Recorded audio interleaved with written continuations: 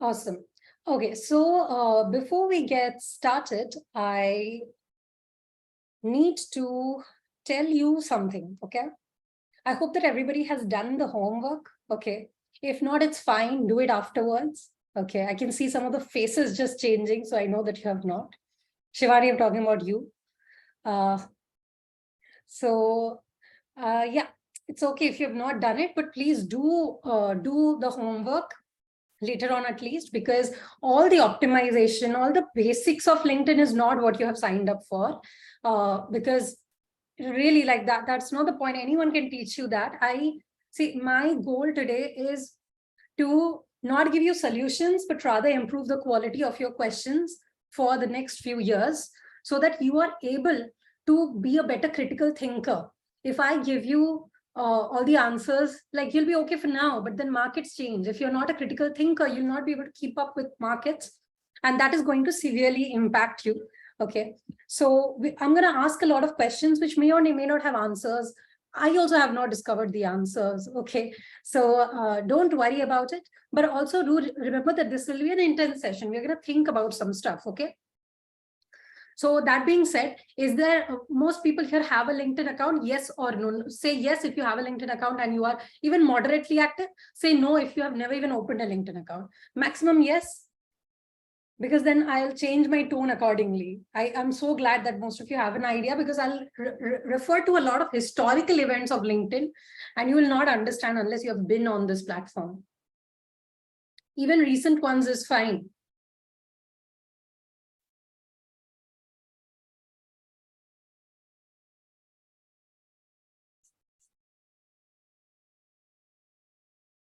Great, fine. Majority of you have a basic idea.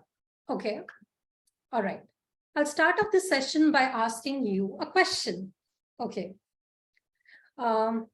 India's job-seeking population is one of the largest in the entire world, right?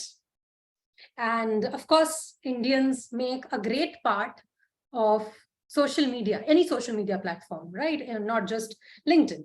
Okay, so of course, a great deal of Indians are on LinkedIn. So why is it that whenever we see top creators of LinkedIn or even Twitter for that matter, okay, both extremely professional platforms, okay, compared to Instagram, okay, which is more popular for Alpadal versa visually now. Why is it that when we, okay, you want me to put myself on spotlight? I actually like looking at everyone else, but okay. Okay, fine. You can also change it for yourself. Anyway, so why is it that when we look at the top LinkedIn creators, let's say top 100, top 200, barely like 10 or 15 of them are Indians, okay? Now, the rest of them are all either US, UK, and some other foreign nations, okay? So here's my first question for you, okay? Secondly, majority of the audience that follows these international creators are also Indian. Okay, if you see the comments and if you see the connections, okay, a lot of them are from India, because of course we are there. Okay, so why is it so that despite having like such a big country and of course innovative minds, somewhere like I feel like on the map we're still not quite out there? Okay, why is it so? Is it there's two reasons for it? Okay, one of them can be that lack of quality. Okay, I did ask this question to some of my LinkedIn professional friends, and they were like, yeah, there's a lack of quality in Indian creators. Okay, a lot of times the post that you see is like something that is repeated, something that is templatized, something that is a hook that already has been used again and again by foreign nationals, and it's kind of been saturated. So yeah, that might be one of the reasons. Okay. Another reason might be that, of course, there's a lot of mindset shift there in India. I think Indians, a great mass of them do believe international creators more than their own nation's creators. I'm not sure why, but it's definitely a fact. And the best or the worst part, I would say, of it is that it's actually like the opposite in reality. Okay, a lot of times you would find better materials in Indian creators pages, but they are really not out there. They are really not out there. Some of my favorite Indian pages, they have like 50, 60 likes, 100 likes on an average, and that is pretty sad. Okay, and I see no reason why. So yeah, that is there. So there's a lot of brain drain that I think is there. And my goal is to make sure that by the end of today's class, this is a larger problem that you are contributing towards, and not just creating your own content and hooks and templates, okay? Of course, hooks, templates, headlines, they are amazing, okay? They make your life easier, yes.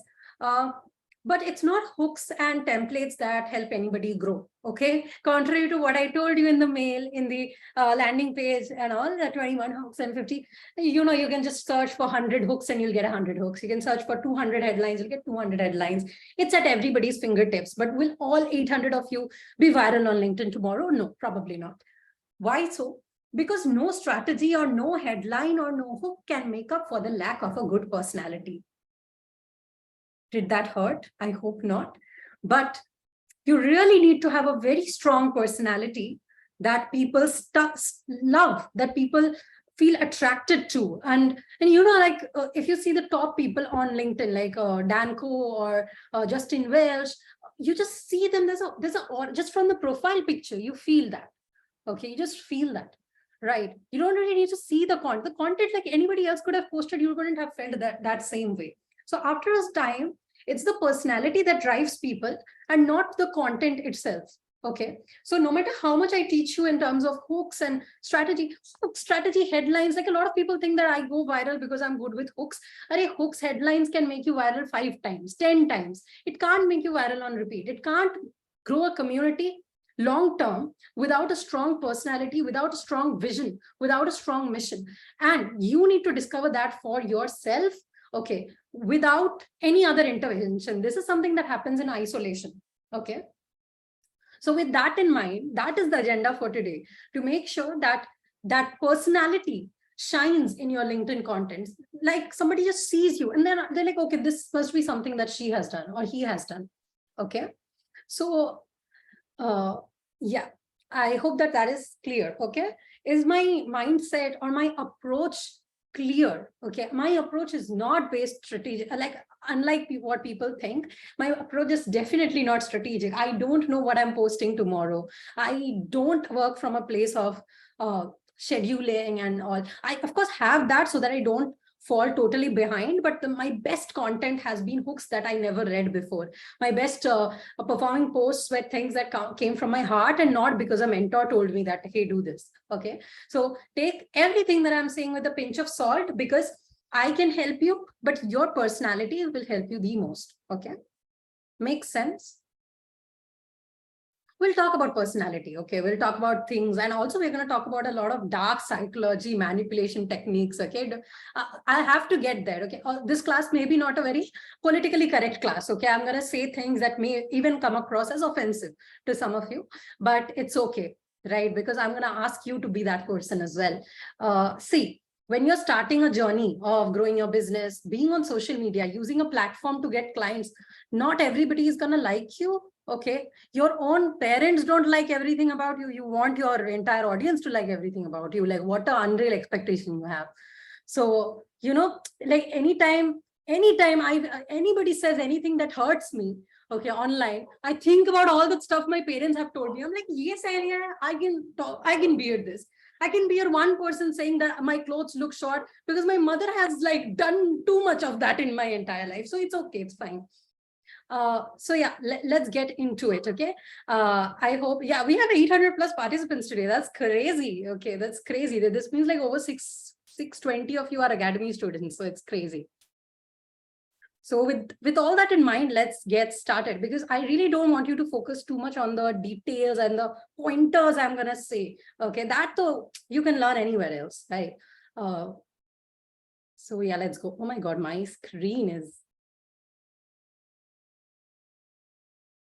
where is, shit, wait a second. Okay, I think I closed all my tabs accidentally, and this is going to land me in trouble. Oh no, I didn't, thank God, because I had scrolled down all the way back to my beginning of LinkedIn 3 years back. So it will be crazy if I had to scroll all the way back again. Okay, let us get started. Please take screenshots, please take notes. I love to see what you guys like the best. Okay, so welcome to LinkedIn Masterclass, all of you. I hope that you like the introduction. I'll be breaking down my 2 years of journey of how I go viral on repeat. Okay, you might see a lot of people who are pretty popular on LinkedIn. Okay, but I think like I'm very good at maintaining that, and it's not by fluke, and it's definitely not just by templates or hooks or headlines. Oh, I need to stop annotation again.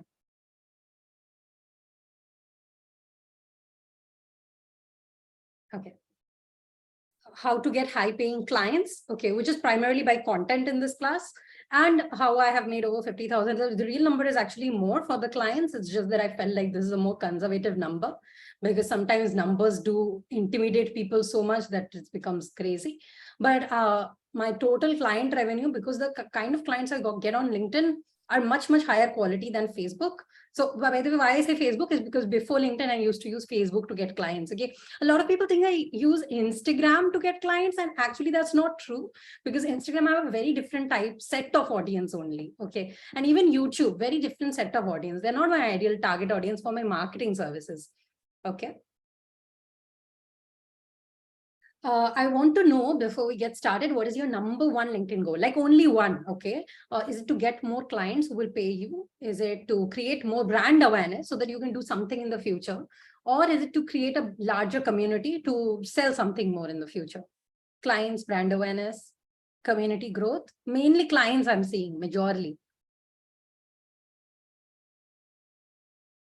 Strong personal brand, right?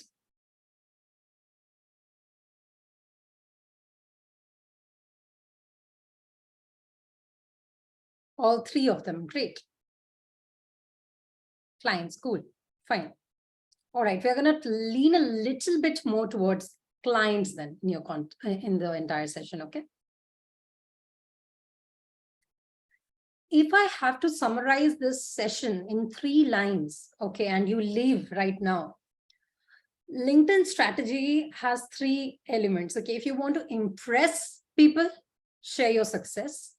If you want to impact people, share the resources that help you to that success. And if you want to inspire people, share your failures with them. Okay, you see this all the time on LinkedIn. You see this, you see others do it. Okay, every post has a interior reason. And yeah, this is the 3 lines that can really sum it up. Okay, if you do not feel that you have the bandwidth to absorb anything else, this should be it.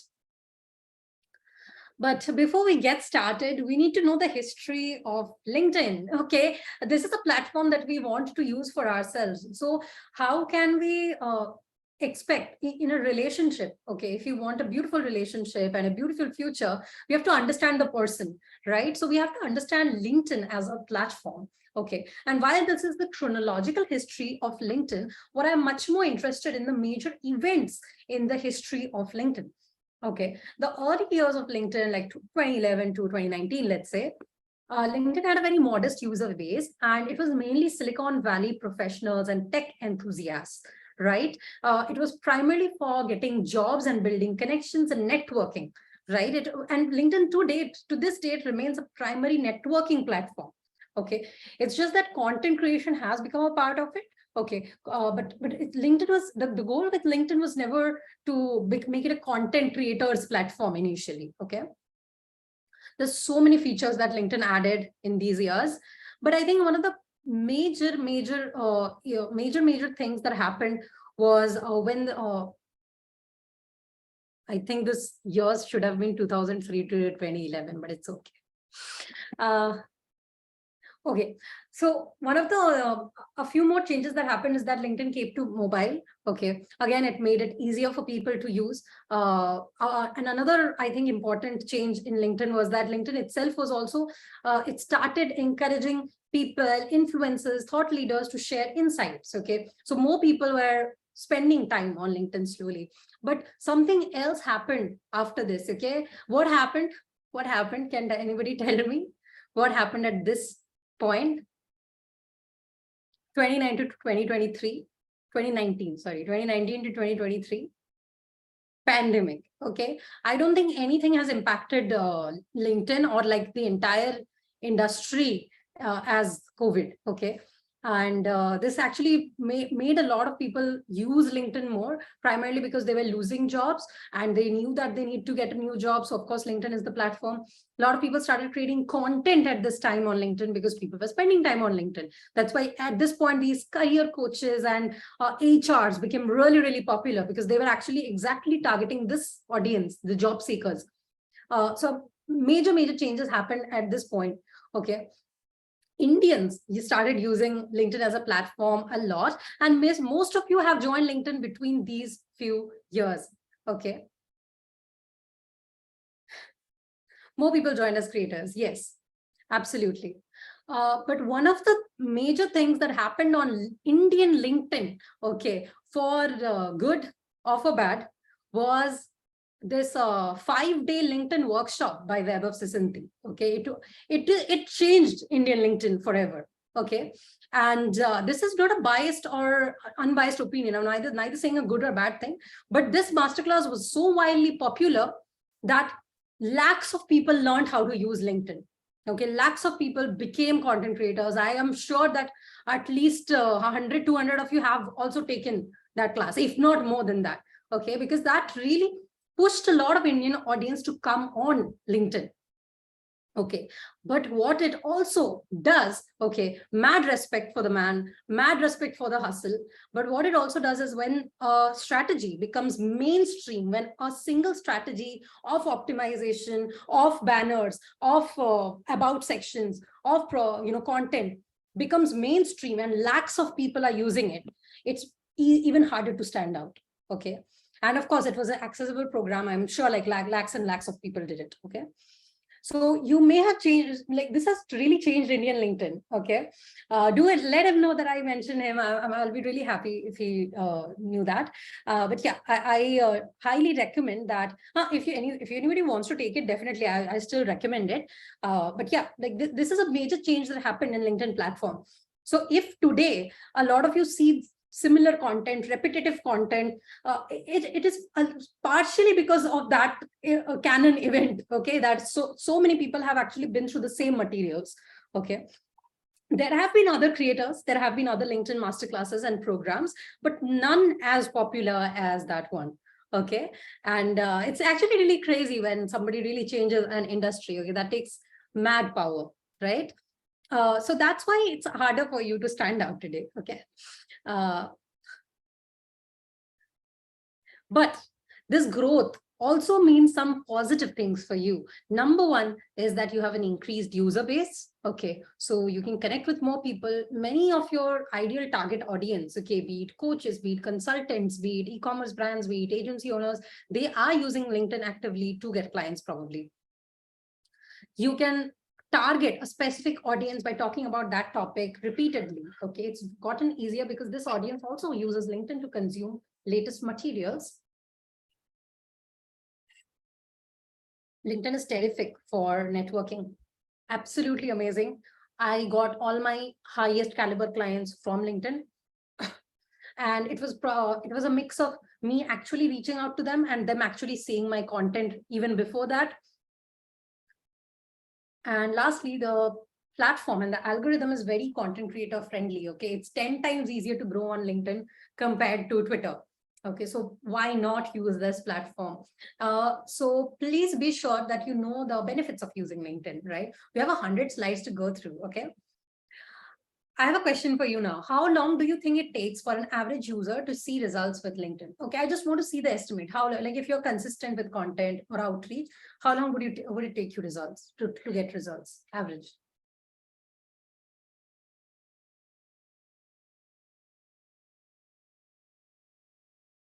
The average answer I'm saying is 3 months.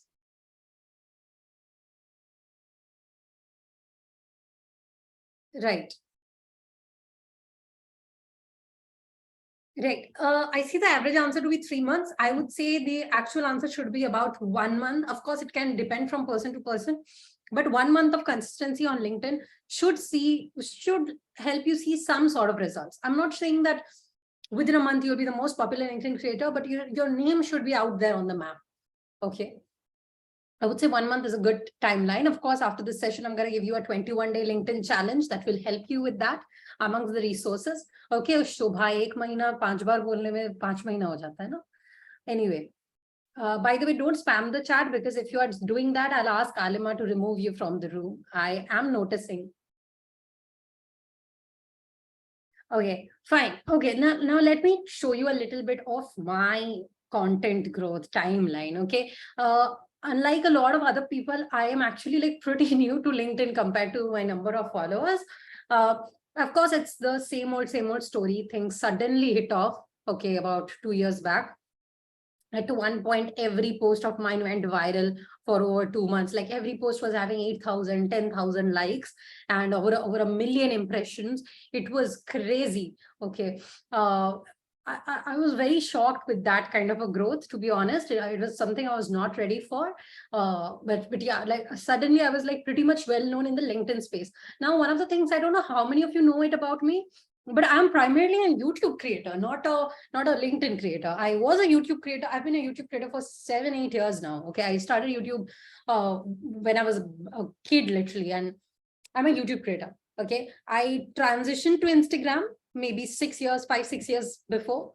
Okay, it's only like in the last 2 years that I thought, okay, fine, I have to also come on LinkedIn. So while I was known as a freelancer on other platforms, it is like YouTube and again, Instagram audience does not necessarily like you on LinkedIn, because of course I used to talk about a very different topic, which is reading. I love reading. Reading is my personality. So of course, people don't follow you for book recommendations on LinkedIn. Okay, but yeah, like my primary personality or my primary platform is YouTube. So one of the things that you can learn from me is how adaptable I am. I'm very adaptable. I know how to rinse and repeat a formula for other platforms and learn.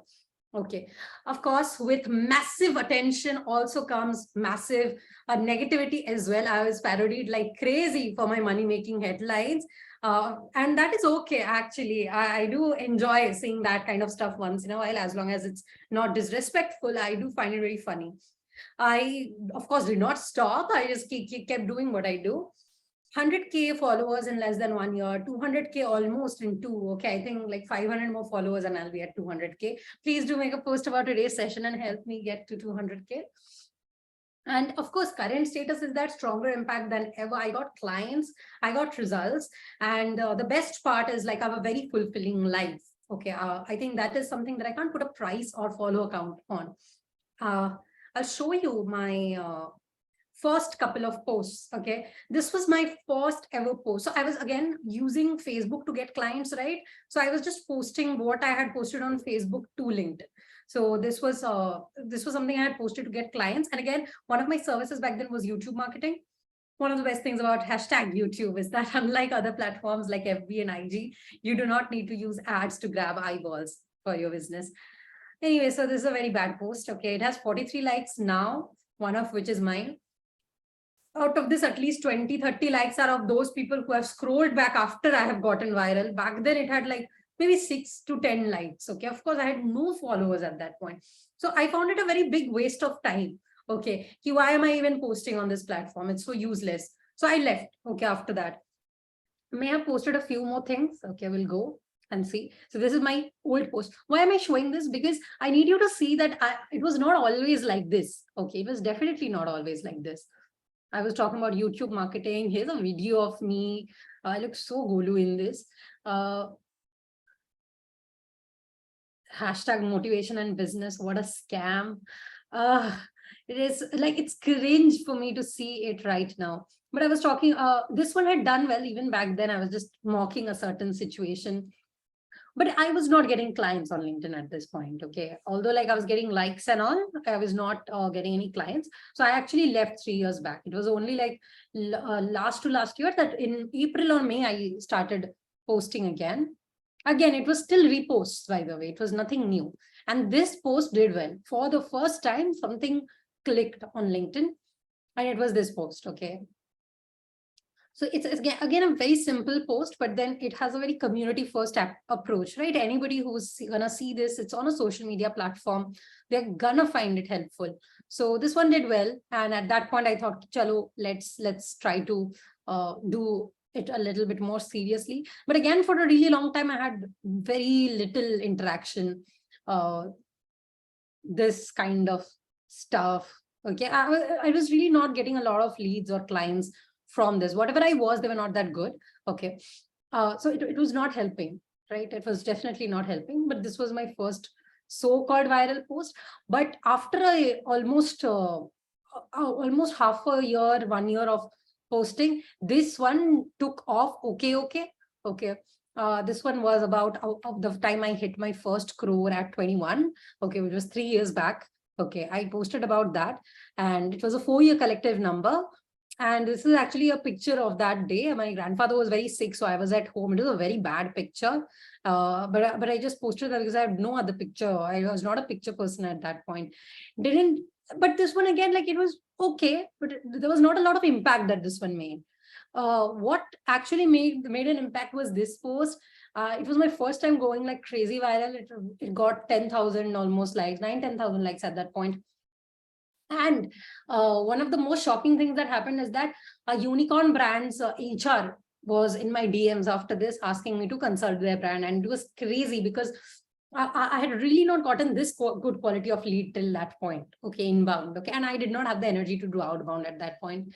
So this post really got me mainstream LinkedIn recognition, thousands of followers at once. And after that, it was something that happened pretty much regularly. So it's fine.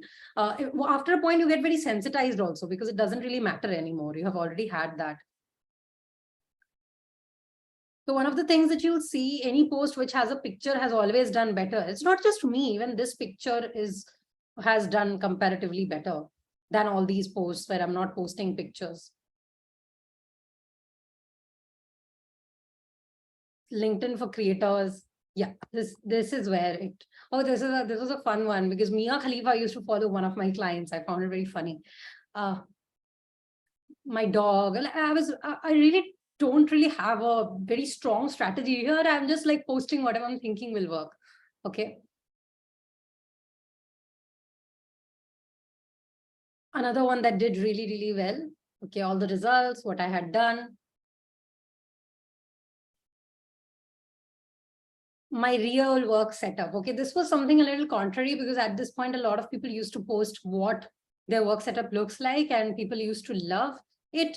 Okay, here's a personal story that I have shared. Okay, which was an old story, by the way, but I just posted it. Some client had sent me flowers, so I posted that. My dog.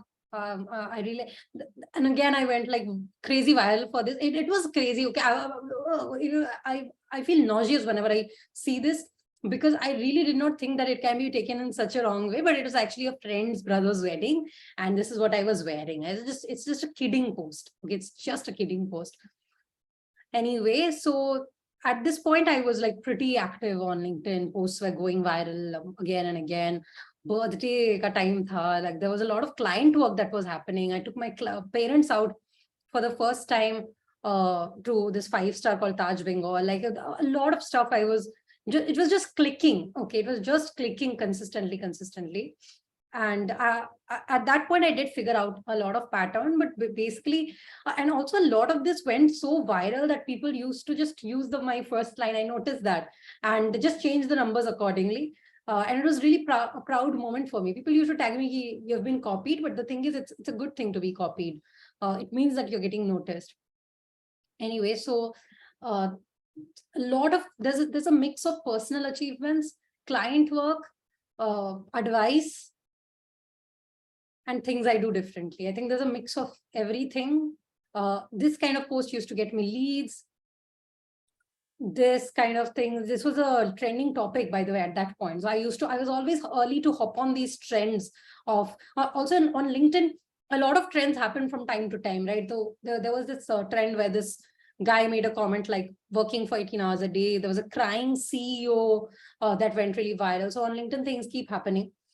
This is a very personal take, storytelling. Okay. Anyway, so this is like my entire LinkedIn history, where like I'm showing you a lot of stuff so that you can really see the entire journey. We are starting at like 40 likes or so.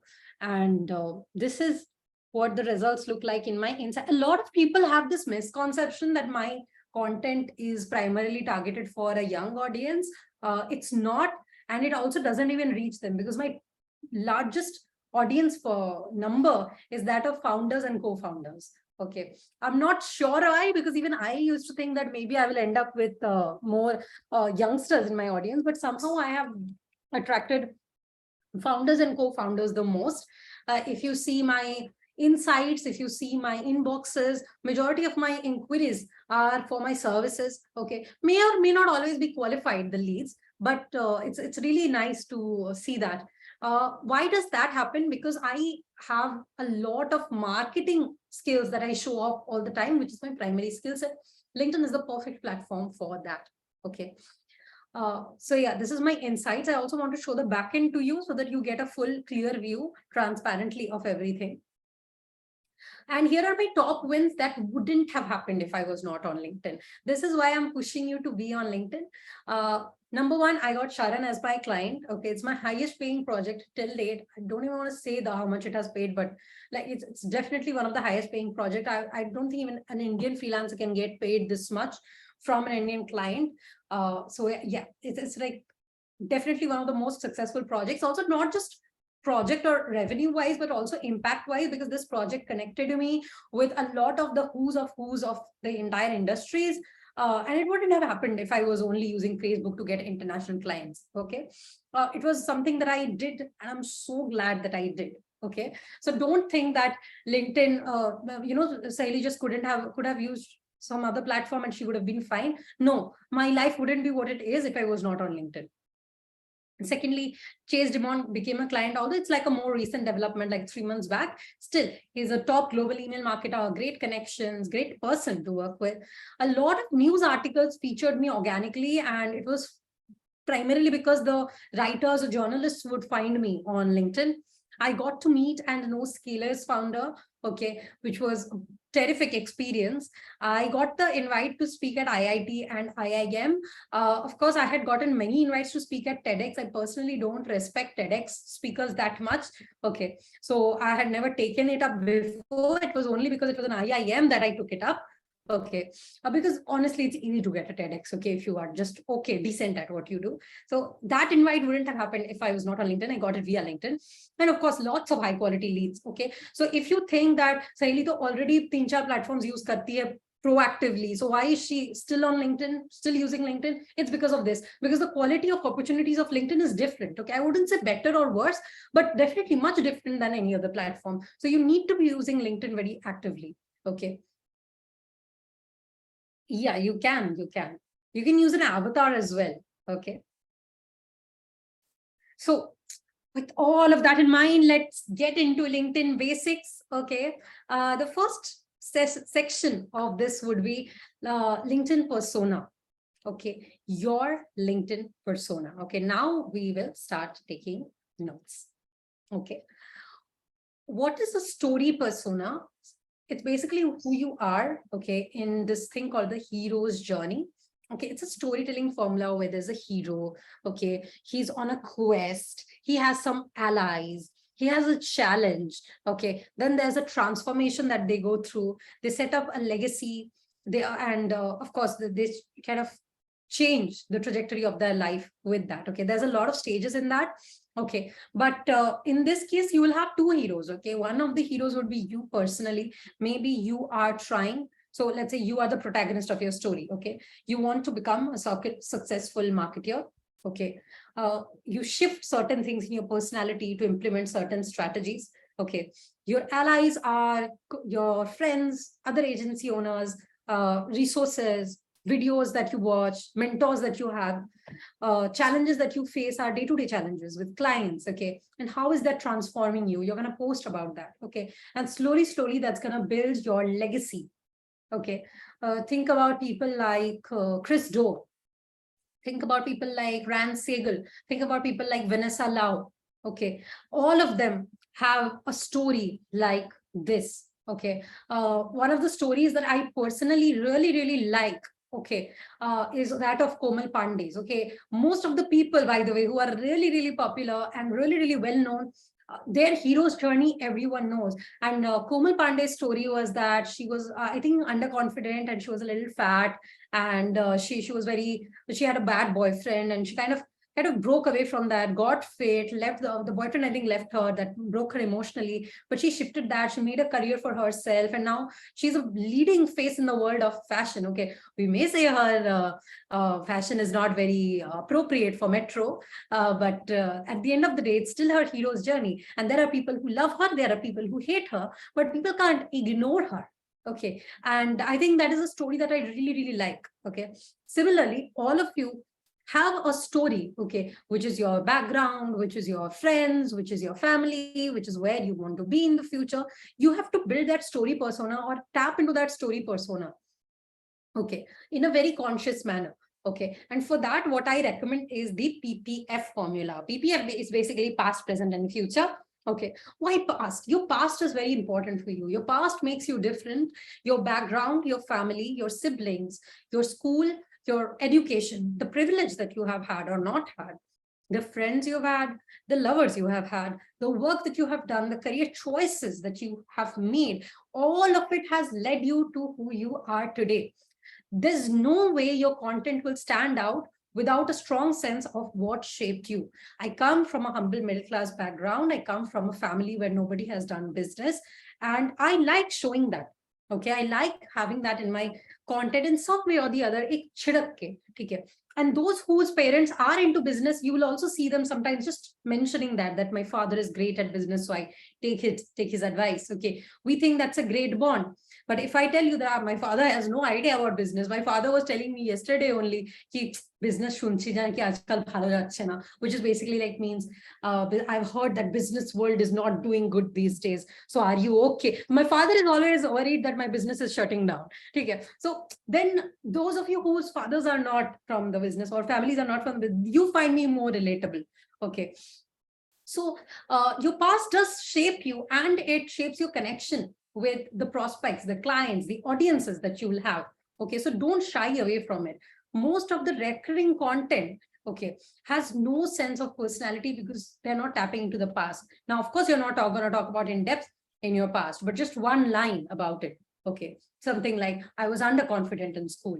Okay, or I always took up the opportunities in school. No matter what you did, your past has shaped you. Okay, whether it was a positive action or negative action.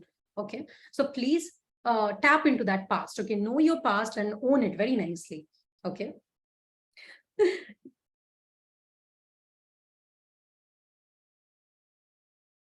Next is your present. Okay, your present is probably even more important. Okay, a lot of you might have a really bad past, okay, that you don't want to talk about, and that's fine. Okay, but your present connects you to those who want to be like you and get your results. Okay, if at present you are a very good YouTube marketer, clients would want to work with you for YouTube. If at present you spend every day keeping updated with AI, brands that need to implement AI would first want to consult you.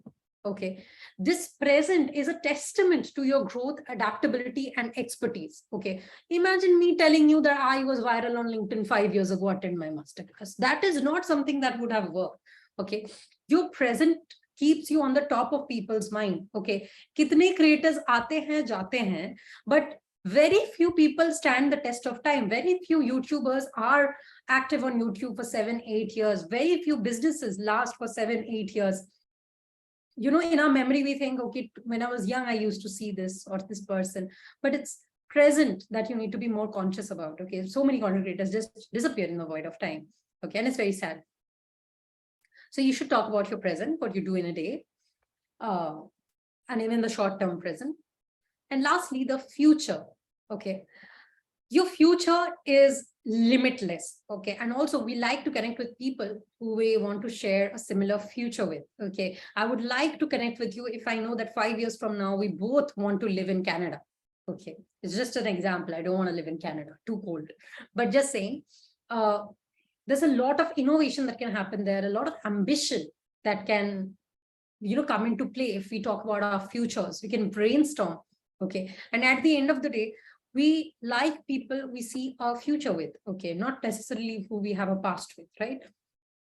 So the future really shapes the present narrative. Okay, so be sure that in your content, you're using the PPF formula in some way or the other. Okay.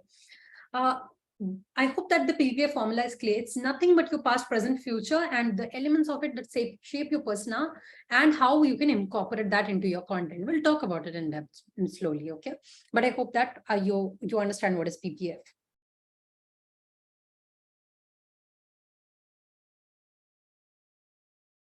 Okay, now let me give you 9 storyline ideas for the hero story that are just designed for virality.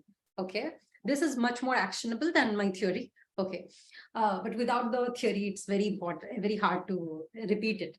Okay, number 1 is fitness journeys. Okay, if you have a fitness journey, okay, that shows immense dedication. Okay, you can use that. 2, if you have some sort of a career growth. Okay, if you got into your dream university, if you finished your dream course, if you dared to defy your parents' wishes and do your own thing, or you did otherwise, you complied to your parents' wishes, even then, these are story ideas designed for virality. Personal development, right? Any sort of personal development you have had. Maybe you used to have sleeping trouble, used to sleep really late at night, but now you wake up at 5 or 6 a.m. and get majority of your day done by 12. Okay, can talk about that.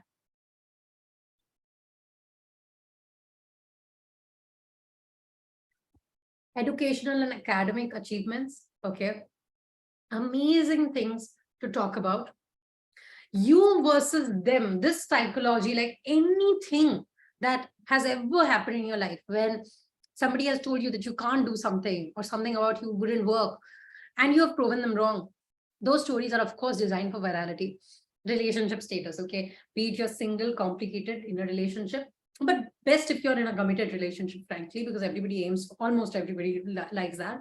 Of course, having a good relationship also shows a great attribute to your personality. Okay, a lot of people prefer to work with such people actually, because that shows a lot of depth of character. Travel adventures, anywhere you've traveled to, something you've learned there.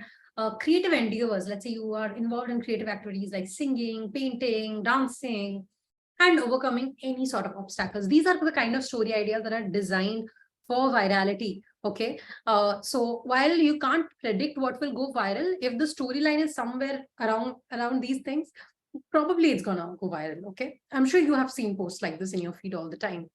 Okay, this is just a summarization.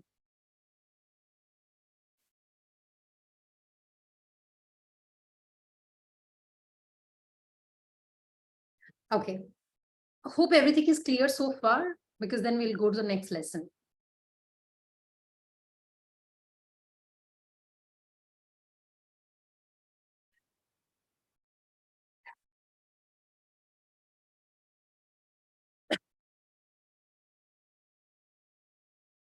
Okay, the second part of LinkedIn after you is your audience, because of course, when somebody is reading your post, they are the hero. Okay, right now, as you're looking at me and you're going through this class, you are the protagonist. Okay, and I am only your ally. Okay, I'm just your ally who's helping you towards a certain goal by giving you certain tools. But the shifts, the quest, all of that is your job. Right, so you need to understand how your audience is feeling when they are looking at your post. And by the way, this is going to be probably one of the most I don't think I'll ever say the thing that I'm going to say now in a public video. Okay, but I'll say what I'm going to say throughout this segment. There are 3 types of audiences. Okay, followers. Okay, if you have followers, you're basically perceived as an educator. Okay, so these followers will follow you to learn new things from you, which is fine if you have an edtech product or you do consulting as a service. Okay, but if you have a business and you want like clients for the business, it's not really good to have so-called followers in the audience. Okay, what you should have instead is probably peers. Okay, which is people in other aligned industries who look for help in this area, or people in the same industry who you're connected with. Okay, but they know that your ideas and your thoughts are very unique, so they want to stay connected with you, they want to learn from you. Okay, so you're kind of even better than your peers. Okay, and lastly, of course, you have a mix of followers. Okay, I do think I have a mix of this, right? This is the 3 major types of audience. Okay, what you need to understand is that what does this audience want to learn from me?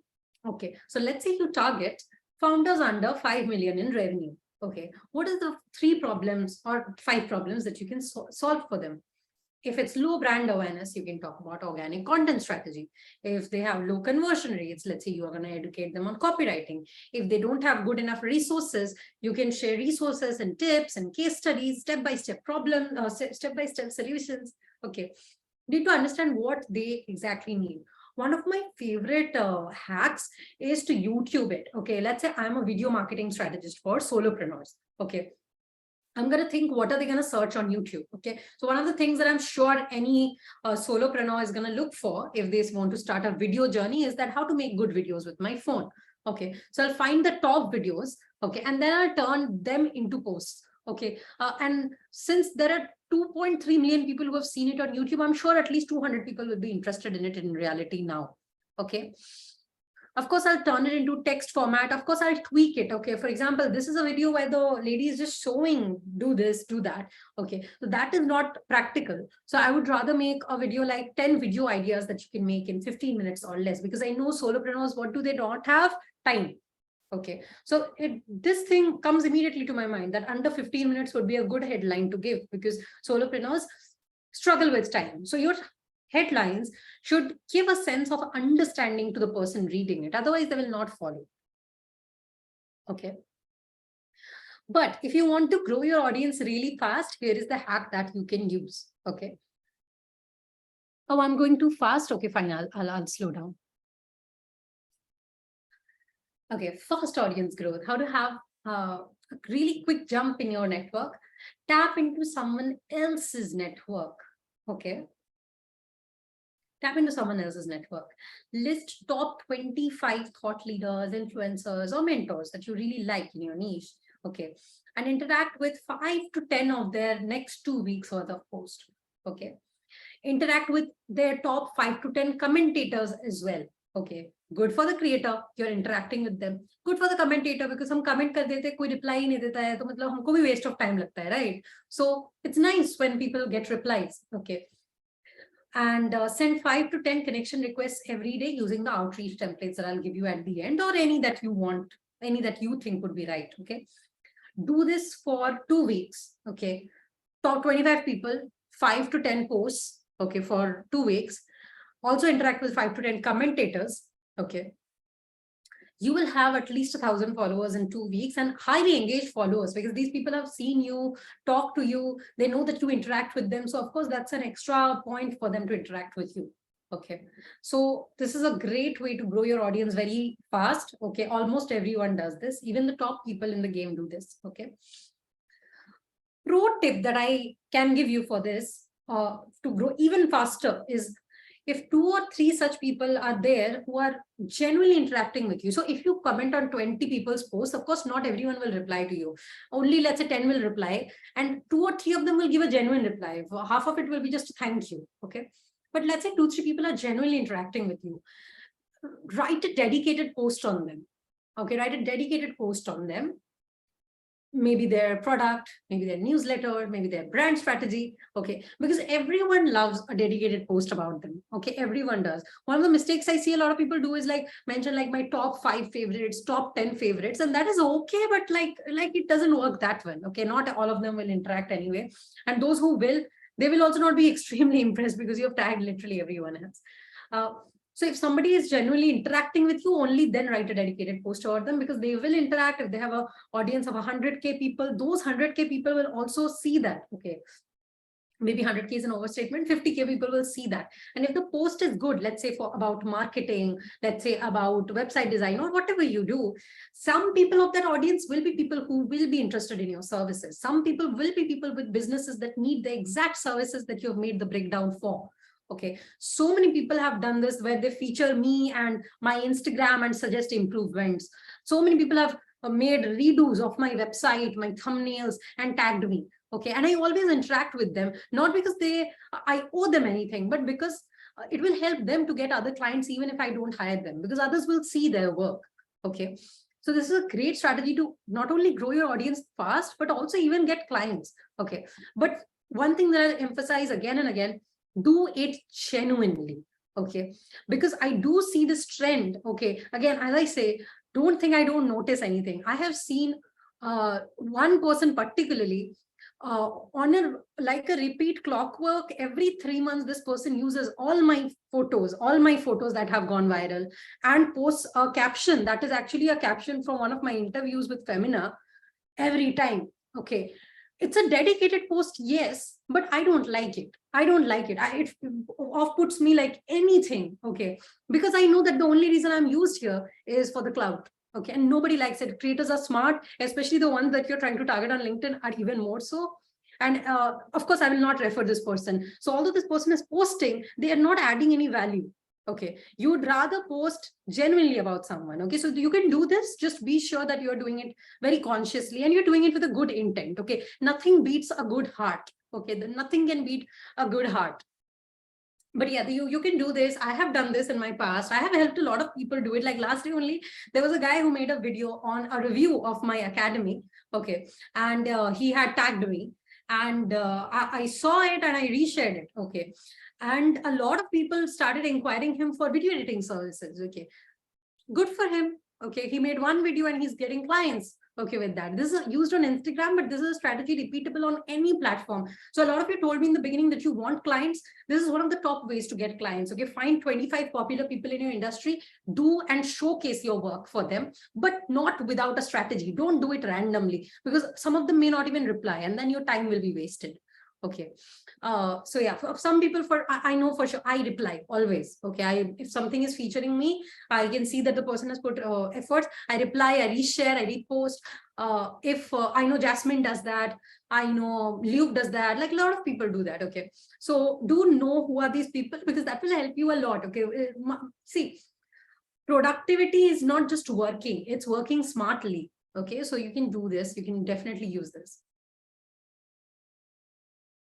Right. We'll now get into something.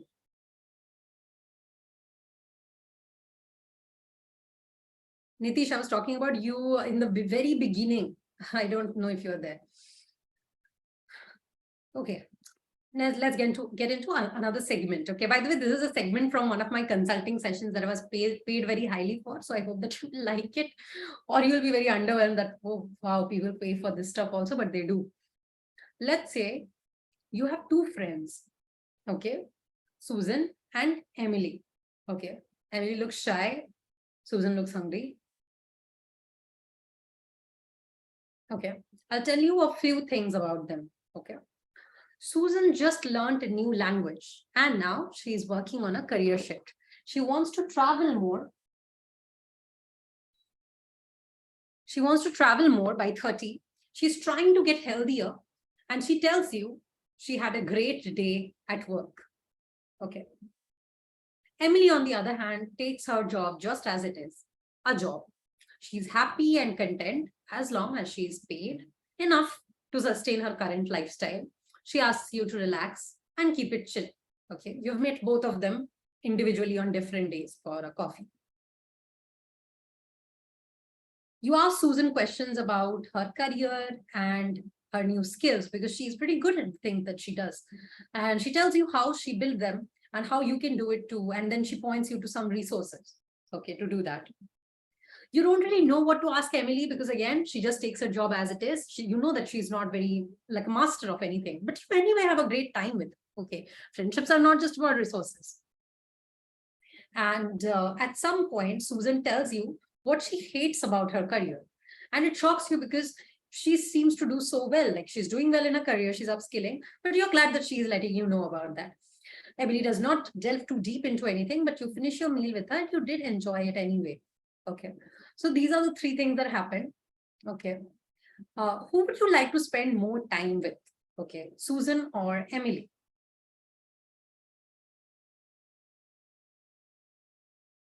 Why?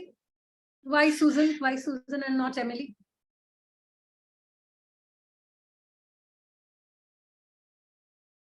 No, Emily is also honest only. Emily is boring. How dare you? Emily is very chill.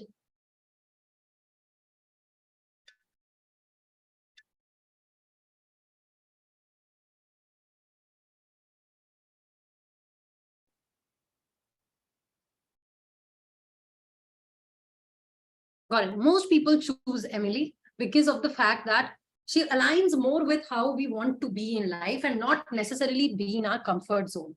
Okay. And also the fact that she does talk about one negative thing makes her feel much more realistic than somebody like Emily. Okay. If you are building an online persona, you need to be like a Susan and not like an Emily. Okay. Full stop.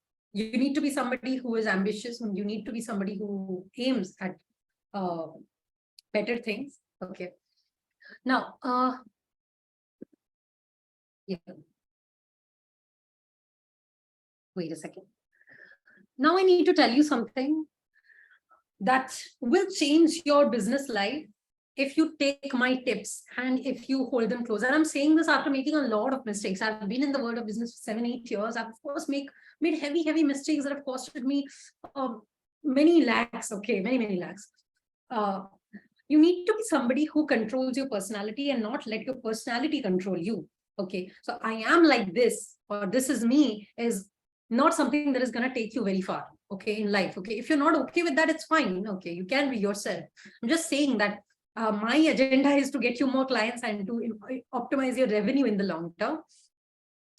And if you want to do that, you need to control your personality in a way that majority of people will like you. Not everyone will like you, okay, and not everybody is going to be your vibe, but still, okay, there are things about your personality that if you control, you would be better off in your life than if you're not. Okay, I'll give you a lot of examples to showcase that. Okay, so for example, Ananya Pandey is not a very bad lady. Okay, she didn't control which family she is born into.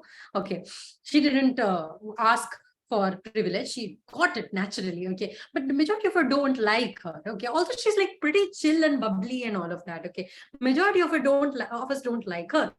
Okay, why? Because whenever we look at her, we see all these things that if we think we dislike. Okay, subconsciously we dislike. What do we dislike? Somebody being totally unaware of their privilege. Okay, somebody being very I don't know, lack a real personality, like a really strong personality. Okay, on the other hand, we do love Sara Ali Khan. Okay, I've given this example before, but Sara Ali Khan is one of the only Nepo kids that people like. Sara Ali Khan is also not a great actress or anything. Okay, or if it's just about being an actress, so Katrina to kahin nahi hoti. Okay, being successful in any industry is not just about personality. Apart from acting, Katrina is a very likable actress. Very likable actress. People love her. Even within the industry, I'm sure it has helped. Although she had a pretty rough breakup with someone like Salman Khan, who is extremely powerful. I do follow pop culture and news. Okay, so yeah, you see, personality does help a lot. Okay, is everyone like that off camera? I really don't think so. Okay, so you need to understand that the personality you put on LinkedIn is just that. It's a personality. Don't confuse personality for personal life. Okay. So I'm going to talk about 12 traits that you need to avoid. Okay, so because people do dislike that. Okay, I'll also tell you that how I avoid this, because of course it's impossible that you have none. Okay, I'm sure at least 5 or 6 most of you have. Okay, I also have. Okay, but I'll try my best to not show that off on social media, right? First one way, arrogance. Okay, if let's say you're actually good at something that you do, or if you've been a very good student, I've seen this happen with more academically successful students often, that they have this sense of superiority. Now what happens is that this alienates people. Okay, that arrogance really alienates people. Secondly, negative attitude. Okay, so I have seen a lot of people post things about startups getting shut down, negative things online, and like there's a lot of negative like content on their social media. Like you see the person posting, you know that it'll be something bad. Okay, it'll be something negative. Okay, and while that may get some quick likes, it's not good for brand building, because what are you going to be remembered for? So I have seen a lot of people do this with founders and all, right? Founders not being able to sustain a startup after raising a lot of funding. See, once in a while it's fine, okay, because when Byju's happened, everyone was posting about it, it's fine, but it should not become something that you do all the time, because while it does get, so initially you may feel, okay, people are seeing this, clicking on this, so let me do it, but that's all you're going to be known for. You're not going to be known for what you are good at. you're only going to be known for criticizing, and anyone can criticize. Okay, you think that there's things that I can't criticize about people, industries, but I never post about it. Okay, I can criticize much worse than an average person because I'm in the industry for so long. But I will not do that because that's not the kind of personality I want to show off online. It intimidates people. My clients will feel afraid to work with me. Okay, that's a real thing. Your prospects will be afraid to work with you because they're going to be afraid that you're going to judge them also. Okay. Third, lack of empathy, not understanding or caring about others' feelings. Okay, so I see that a lot of times when I am posting something about a certain topic, there might be somebody who just does not agree with that. Okay, but I will never say that, how dare you? But I've seen people just start like full-blown arguments over that just because one person didn't agree with that person. Okay, that shows you off as a very rigid person. A lot of prospects see your content, but they don't contact you unless they really need you right now.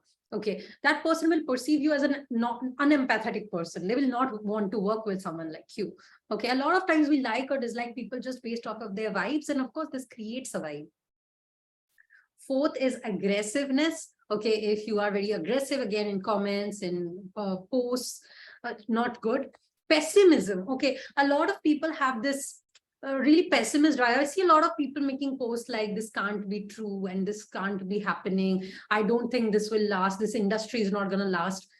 Even if that is true, even if ChatGPT is the end of freelancers, okay, that kind of content is not getting your clients. That kind of content is just showing you off as an insecure person. Why are you doing that to yourself?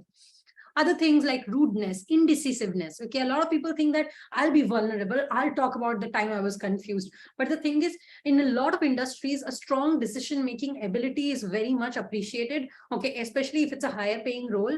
So that kind of a vulnerability is actually going to, be a pair pe kulhadi for you.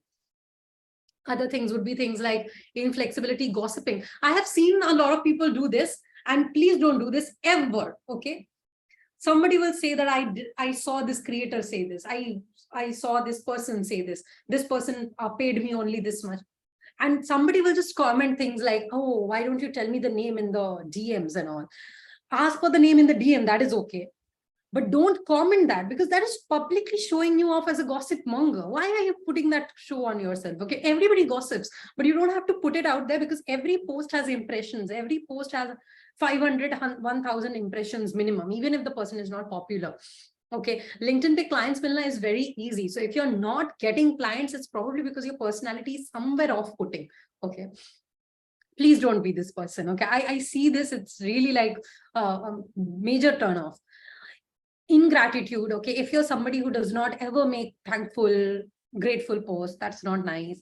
If you are jealous kind of a person and that is visible, that's not nice. And also, if you're ever critiqued, okay, a lot of people will critique you. Okay, if you're overly defensive, then nahi, ye to sahi hai, that is not nice. Okay, rather accept it and move on. Okay, I make a lot of typos, I make a lot of errors. Okay, and usually there's two types of comments that are like extremely aggressive. Okay, one personality trait that is not likable. It's like, how dare you say this? Despite being so successful, you don't even have a good grammar sense. Okay, now this person, anybody who will see, they may laugh. Okay, yes, for sure, but they will not work with this person, right? Because that's such an arrogant behavior. But I would just give a simple reply like, oops, sorry, I'm so bad with grammar. Now, neither this person can attack me any further. I have just like, I'm like, okay, fine, I'll correct it. And it shows my clients that I'm a human that makes errors. Okay. One of the things that most of my clients told me is that what they like about me is that I'm able to take criticism and improve myself every day. And this is something that I very actively work on. Of course, whenever I see it, my first reaction is like, tu karna be. So that is my first reaction. Okay, like whenever somebody says something negative about me, okay, my mental reaction is tu karke dikhana be, but I will not say that. Okay, by the way, please, nobody will post this. Okay, I will never react like that. Anyway, and by the way, everyone's reaction is like that. Okay, I'm just telling you the truth. Here are 20 traits now that you have to have in your personality. And if you can, I'll also give you an example of how you can show that off online. Okay. Number one would be warmth and kindness. Okay, being warm and kind towards people makes people feel valued and appreciated. So for example, let's say there's somebody that you want to work with and you've been following them. They launched a new product. What do you think is a better way to pitch? Directly telling them on DM that, hey, I want to work with you to promote this, or dropping a nice comment saying, hi, I have been seeing that for the last 2 years, you've been working on this. I would love to share some resources with you. Let me know if you need any help. Okay. A comment like that shows that you're publicly supporting them, not just in DMs. Okay. Always support people in public and critique them in DMs if you want. Okay. I oftentimes send resources to creators saying that, hey, you're not doing this right. Why don't you check this resource and do it? But I'll never do that publicly, because in public, I want to cheer them. Okay. So a comment like that will show this person that you really care, and they will be more likely to work with you.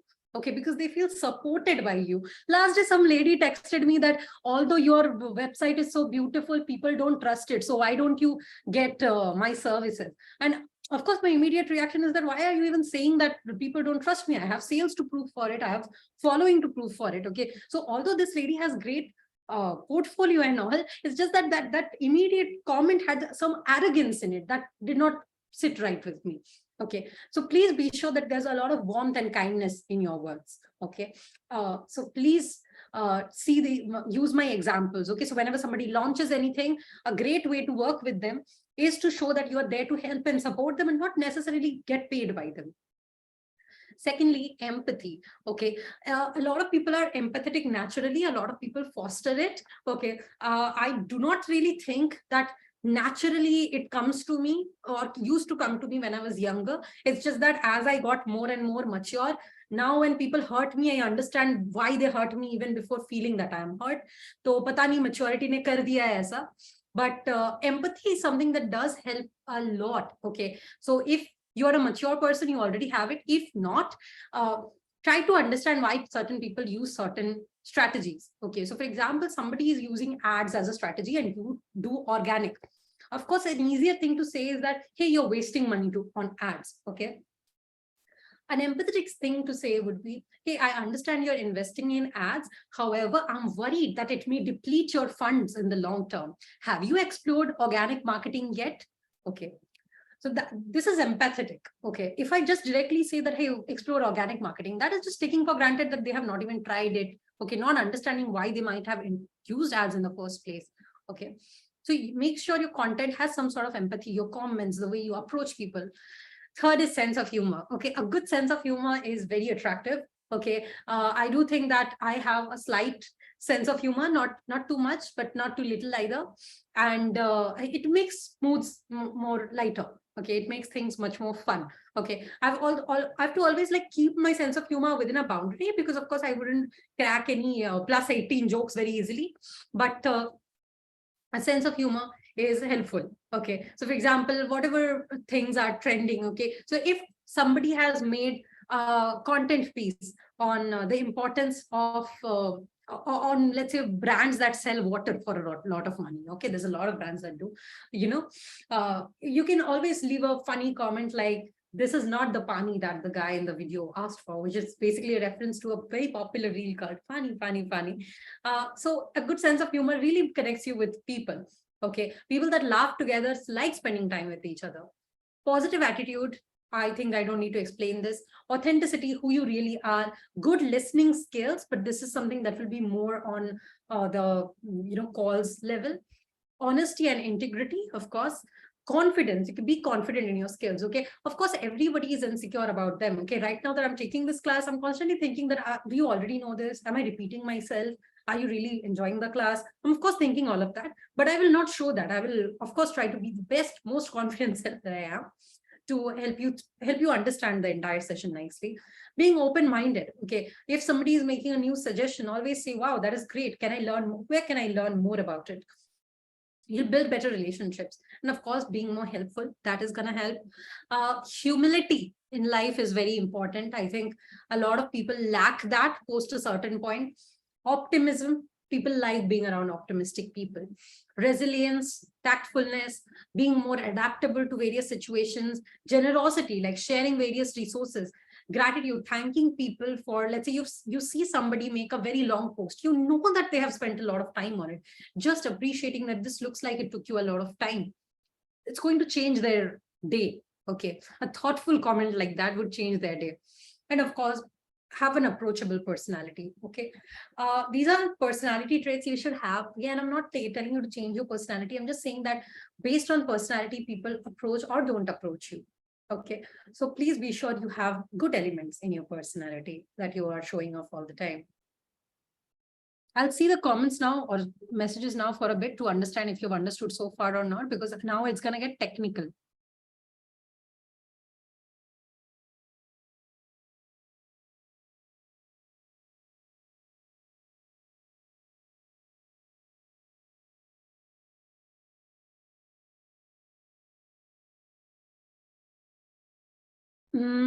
Okay, I'll move faster. Don't worry. Somebody told me to slow down.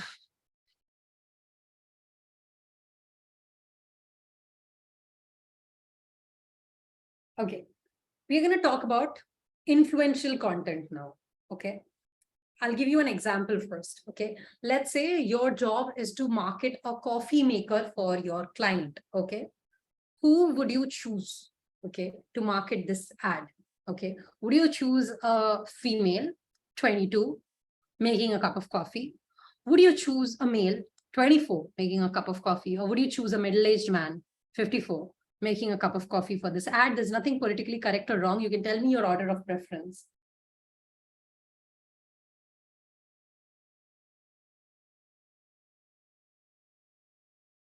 Most of you are saying that you choose the female.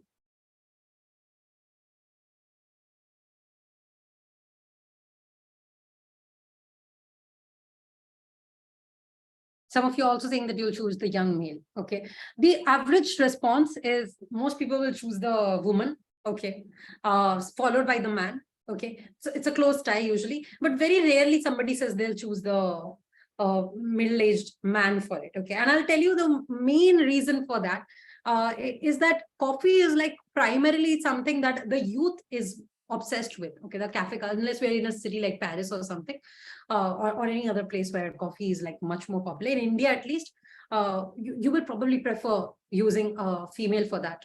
Okay. Also, like gender is definitely a factor in roles like this. Okay. And no matter how much we are for or not for it, preferences do show a lot of things. Now, why am I saying this to you? It's because positioning for LinkedIn is very different and you have to be very smart with positioning. Most of the LinkedIn advice or LinkedIn templates, they work when LinkedIn creators are talking about growth on LinkedIn. Okay. You are not able to implement it for other fields. Okay. Why is most of the LinkedIn content for LinkedIn creators, for LinkedIn strategists to grow on LinkedIn? There's a world outside LinkedIn too. So my goal is to help you create content that actually helps you grow no matter what your industry is, because a lot of you might be using these strategies for your clients in the future. Okay. No, I have not. This is an example that I came up with, but I'd love to know if there's one with the same example, but I don't think so. Okay. So let's say I am doing LinkedIn as a personal style consultant for women. Now, this is not a niche LinkedIn is fit for. Ideally, somebody will be making Instagram reels for this. Okay. Unless it's positioned in that way. Okay. So what I would do is I will understand with ChatGPT, okay, how I can position this for LinkedIn. Okay. So no matter what you do, understand how you can position it for LinkedIn, especially if you don't do LinkedIn services, because see, I'll tell you again, most popular LinkedIn creators teach LinkedIn only. Okay. Some of them teach business, but most of them teach LinkedIn. Okay. And it's very easy to grow in that space. Okay. But it's not going to be repeatable if you don't understand the otherwise. Okay. Okay, does it make sense? Has everybody, I hope everybody has noticed that most popular LinkedIn creators talk about LinkedIn only. Okay, so I'll learn a little bit more from ChatGPT, how I can position it, and then I'll find new ways to do that. So something like helping high caliber women find signature styles to elevate their online presence. Okay. Let's say you're a website developer. Okay, how would this change for you? helping high revenue brands, okay, build signature websites to elevate their online presence. You can use it in that way. Otherwise, you are not going to be able to easily find out ways to position yourself or build strong USPs. Okay, and USPs are very important to your content. I help 6- and 7-figure entrepreneurs stand out in a saturated market using personal style. Okay, so it's still personal style, but it's targeted specifically to the business niche. Okay, so if you're on LinkedIn, your content, your USP, all of that should be targeted in a way that professionals and business owners can relate to it, or personal style consultant for founders, which is very simple. Okay. Now, what can be the content strategy of a profile like this? Of course, they can't post what to post on LinkedIn. Okay. Of course, they can't post what to post on LinkedIn. Okay, they can't post 5 LinkedIn hacks, right? What will they post? What are you gonna post if you don't teach LinkedIn? Okay, I really thought that this will be the biggest problem in the market, because it's super easy to grow on LinkedIn if you teach LinkedIn. Otherwise, it's hard. Here's some examples.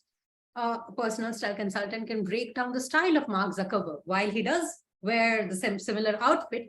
Why so? Why that colors exactly and not other colors? If you can break that down.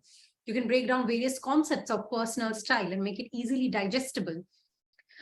You can make a post on, or multiple posts on, psychology and personal style in business, and how certain clothes impact people and their perception of you, and how that may actually result in people doing or not doing a deal with you. Okay, and that is much more powerful than telling somebody what to wear. How first impressions matter.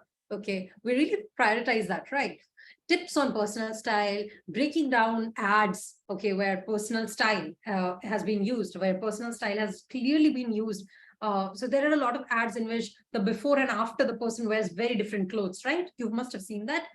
So that is something a personal style consultant can tap into, which will still be relatable to the business niche.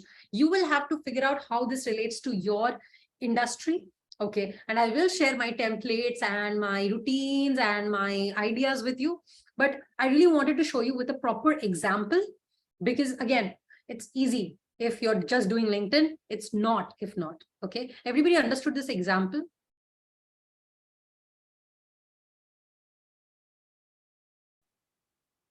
Cool.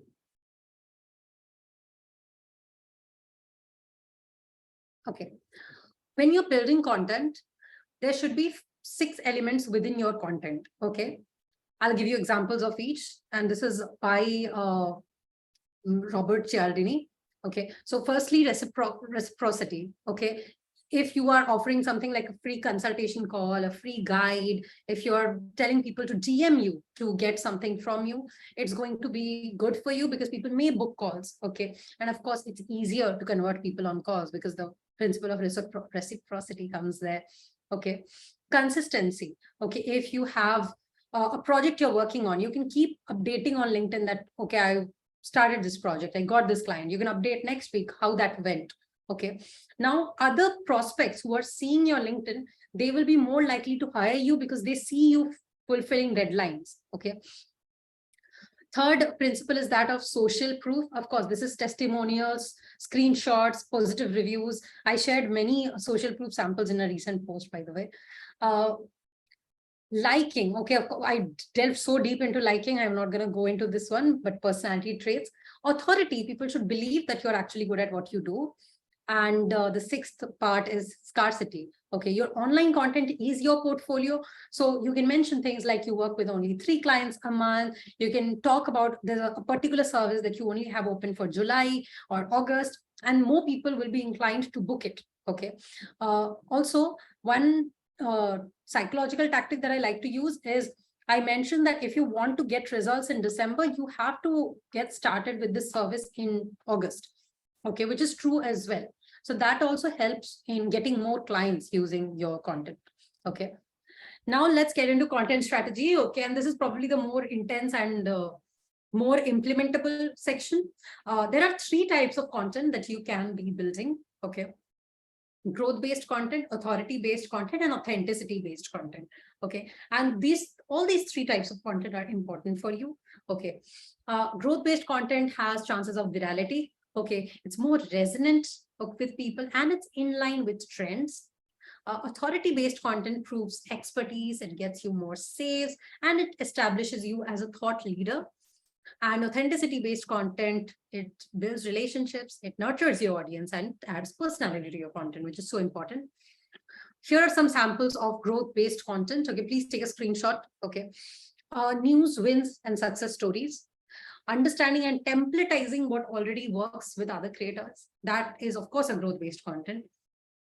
Turn your personal experiences into relatable insights, and content topics with data numbers in them. Okay, they are usually growth-based content types. Okay. Second type of content, authority-based content. Authority-based content is where you address various pain points and offer solutions to them. You talk about how you are doing something differently from the herd, from other marketers, from other website designers, from other social media managers, from other LinkedIn strategists. Okay, what is something different about you? Okay, and why is that better than the rest? Okay, please take a screenshot. Please do take a lot of screenshots now on, because it's going to be, I'm going to go a little fast because some of you want me to get fast. And at the end of the day, this is just pointers. This is here, I don't need to explain anything. It's just a quick summary.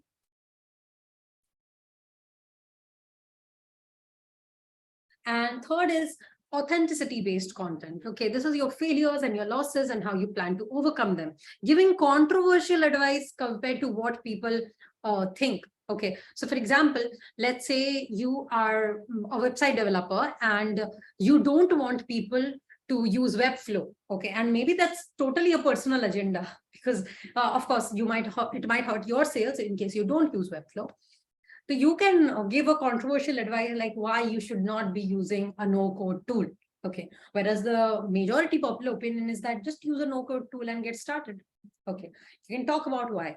Okay, this kind of content usually also goes viral, not necessarily, but does sometimes, and it sparks a lot of conversation. So it gets a lot of impressions. And these people will be people who, of course, are educated about websites. Otherwise, they won't even comment, right? So authenticity-based content does get you more clients than growth-based content. Okay, I have seen that by going viral so many times that it's not like virality which necessarily gets you clients. Documentation, if you can actually show photos of what you're doing in real life, it can be even journaling and a project that you're working on and a screenshot. Okay, your day-to-day lifestyle. Okay, do you wake up at 5? Do you work out regularly? All those things help. And posting about your likes and interests. Okay, here Nitin Kamat posted about tobacco usage, which is, of course, there's a lot of people who smoke, a lot of people who don't. So this is definitely, polarizing a post, but this is authenticity-based content. Best example of an authenticity-based content. I'll show you 4 more examples of content. Okay, all right. I hope you're understanding the content segments, because almost all content will fall under these.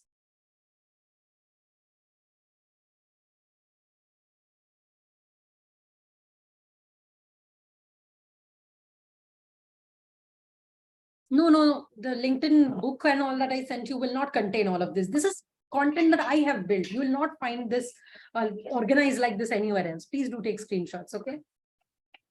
Take screenshot the moment I go to the next slide, okay? Don't wait for me to change the slide to take the screenshot. Aspirational content is the kind of content which makes people feel like they want to look up to something. Okay, so when we read the story of Narayan Murthy, we want to be like him. Okay, when we read the story of a successful athlete, okay, that is aspirational content.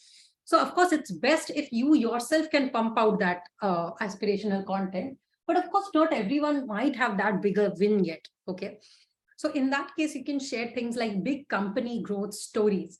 Okay, how Zerodha made its money. Okay, rags to riches stories of other people. There's a lot of people who have gone from rags to riches, okay, and they always do well. And transformational stories of any person. Okay, health, success, riches, fame. There's a lot of things that are aspirational, and aspirational content does very, very well because it connects people with the similar view for the future. Okay. PPF formula I talked about. By the way, as we'll go towards the end, a lot of things I've told in the past will tie up. Okay, so I hope that everybody has paid attention.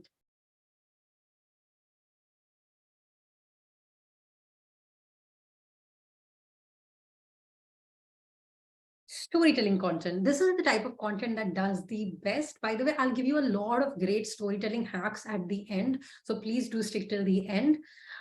Because storytelling is definitely one of the things that helps me stand out in a very crowded market. You can just see my writing style, you understand that I have written it. Which also means that I can't outsource my content, but it's fine. Something you observed. Okay, so I had gone out to eat with a friend, and this was something I observed, and I just wrote about it. Okay, imagine going to a restaurant, being served food in extremely tiny quantities, but the food is delicious. This is a feeling that everybody can relate with. Okay, and case 2, you're given ample food, but the food is bad. Okay, that is quality versus virality for you, which is a proper problem that marketers face. But I have made it simple with a story. Okay, so observe things. Also, please read a lot to understand how to become a better storyteller. Okay, of course, it helps me because I read a lot to tell better stories.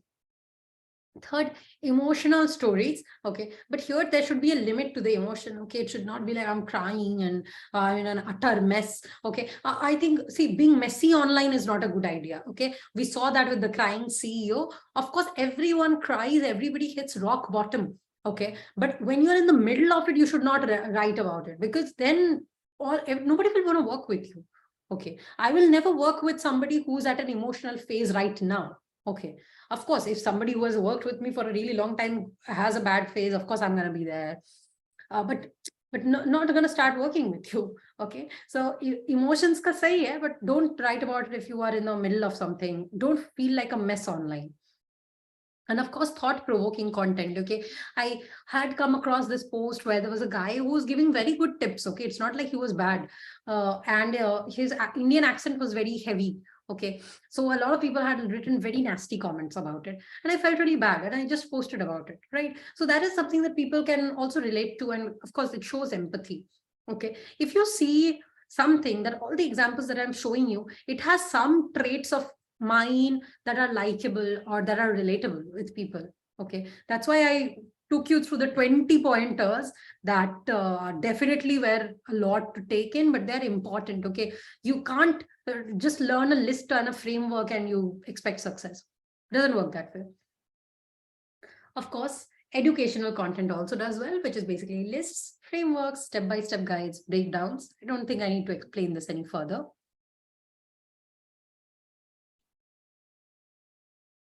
And result-oriented content. This is the best to get clients. Okay, personal results, client results, big brand results. Okay, let's say you have 0 results for yourself or clients yet. Talk about other big brands and how they did it. Okay, because there will be people who will ask you that, hey, can you tell me more about it? They will think that you're a thought leader because you've done so much research on them, right? Also, you can talk about non-tangible results. So tangible result is something like money or follower count. Non-tangible result is reducing work stress. Okay, improving productivity. Okay, you can also talk about that. Hopefully everyone took a screenshot.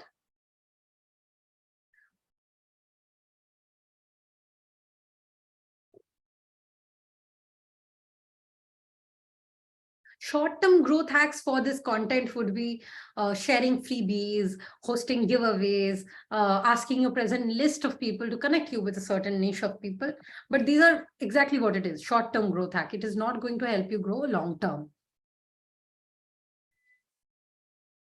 Okay, so these 7 things: growth-based content, authority-based content, authenticity-based content, aspirational content, storytelling content, educational content, and result-oriented content. This is the major of content styles that you can post.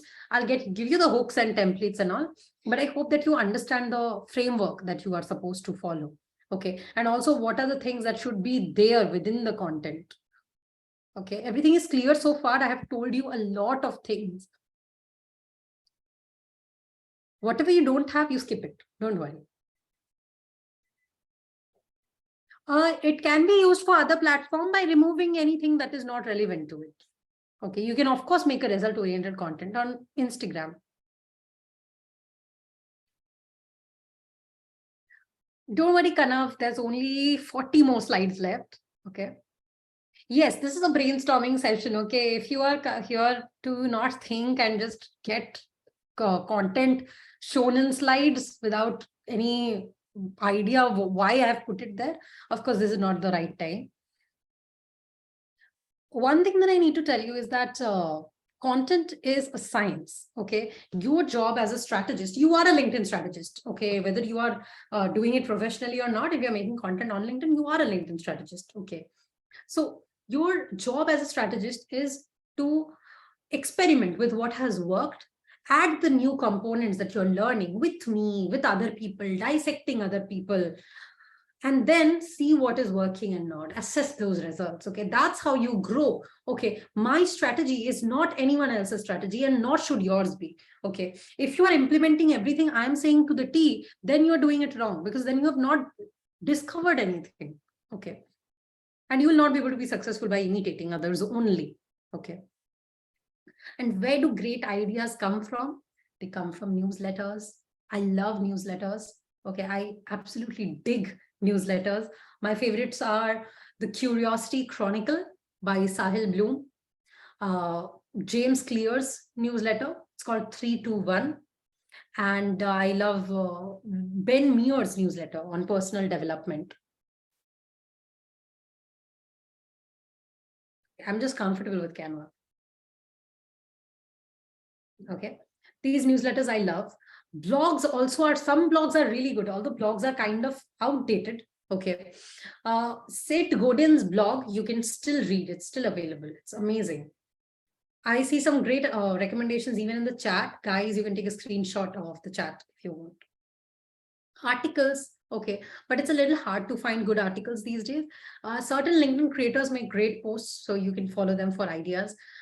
You can follow some Instagram accounts as well. A lot of them have great, like Alex Cadoni being one, yeah. And industry news, okay, on Google Trends, you can follow that. Watch long form content like YouTube videos. My favorite channels to watch are Iman Gadzhi. I like watching even content that I don't necessarily agree with to have new ideas. For example, I do watch a lot of Andrew Tate content on business. Okay, God will catch me dead if I watch his content on relationships, but I like his approach towards business. Okay, and that really makes me think. And of course, I like podcasts and audiobooks. Podcasts I don't listen to that much anymore. Okay, but audiobooks I do read a lot of them. A lot of them. I read a lot. I've read like 80 books so far this year, 82 now. So yeah, it's good. And of course, generate better ideas by consuming these. So how do you do that? You can take inspiration from other creators. You can use ChatGPT. I use ChatGPT like crazy. Okay, and nobody will be able to tell because I'm so good with refining that. Of course, I use my own brain, right? I don't use it blindly. Okay. BuzzSumo is great. Content discovery is great. Answer the Public, my go-to. Okay, it's like a wheel that you get. And of course, whatever idea you come up with, you write down in a Notion template or in a notebook. Okay. These are my tips for great content ideation. Also try to spot what are the problems in a market and kind of make content on that. For example, one of the biggest problems in my market is that what I told you thoda der pehle, right? That what I told you thoda der pehle, that you can grow on LinkedIn easily if you're talking about LinkedIn, but not otherwise. So I made a content piece of LinkedIn creators that don't talk about LinkedIn. Okay. And now that will be very valuable for my entire audience because not everyone on LinkedIn is a LinkedIn strategist. So these ideas come to me in the middle of the night while I'm showering, while I'm going to sleep. The ideas come when you are actually relaxing. So please do take time for this. Okay. It takes one good idea to really shoot you up the algorithm. Now, here are some content hook templates I will recommend. Okay. Do you want me to go over the templates or do you want me to just send these templates to you with the entire Notion file that I have made for you? Where is that?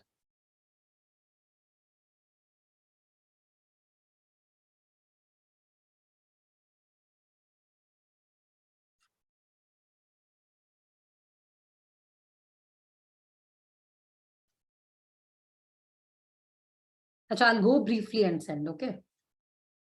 I'll open the Notion file for you as well, because that is a resource that you'll find it implementable easily. Notion, I'm very bad with Notion, by the way. I would love somebody to give me some support there.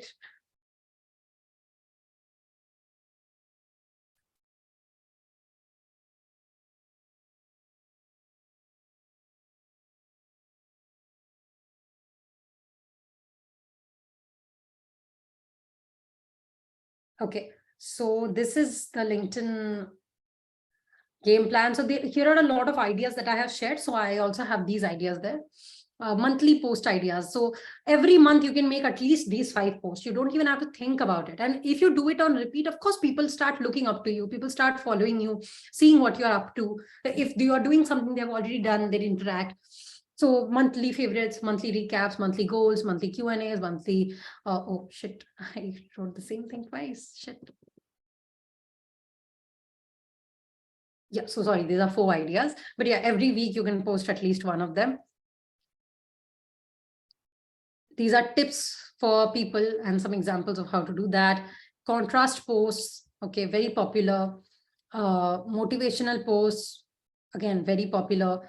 21 different types of LinkedIn hooks, okay, all of this. So I'll send all of this to you. Okay, don't worry about it. This is not something that really needs a lot of explanation, but just like for you to implement things very, very easily.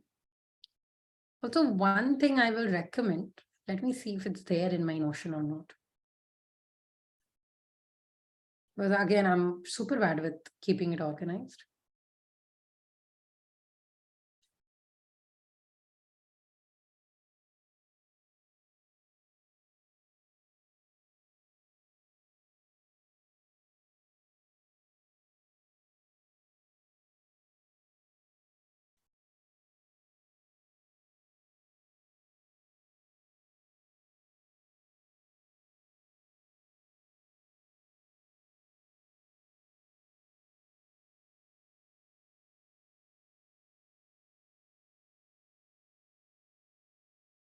I don't think I can find it. I'm so sorry. But yeah, basically, I had a Notion file where I used to just keep a screenshot of my favorite posts so that it's easy for me to understand. Anyway, coming back, I'm still sharing my screen, right? Okay.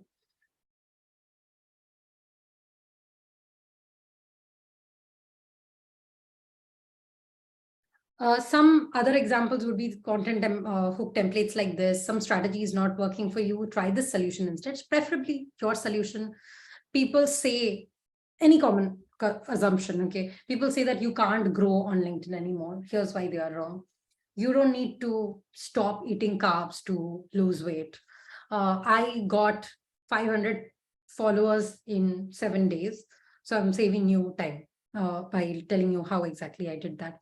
Or a better way to say that would be, I wrote 2 long form landing pages in less than 24 hours, and here's how I did that. Okay, so something that will save them time because you did it the right way. And also something that is like an industry secret is always going to do well, because people love to know what you have done differently, or what is something that they might not know about that industry particularly. People usually like it. People usually love it. Okay.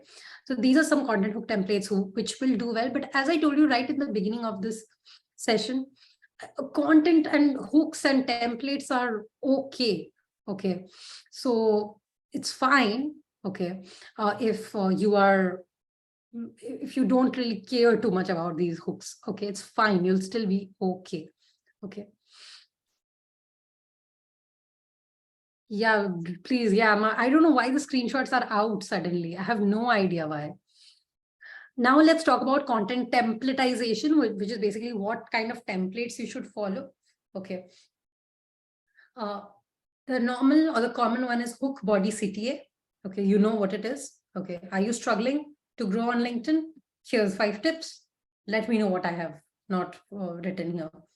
Hook negation body CTA, where basically the first line you negate. Okay, the hook might be people think that people think that a website is not important. Okay, here's why they are totally wrong. Okay, and then the body, and then the CTA. Okay, DM me to get your website built at the most affordable rates today. Okay, DM me for a consultation call to improve your website by this weekend. Okay. Hook, second hook, headlines, points, CTA. Okay. This is where the post is very long form.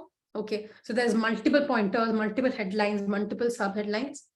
So hook might be something like, I'm going to tell you how to, okay, tell me a niche. Okay, help me out now with some niche. Tell me an industry for which the post would be, and it will be a little easier for me. Okay, any industry. Email marketing. I'll take email marketing. I saw that in the chat. Okay.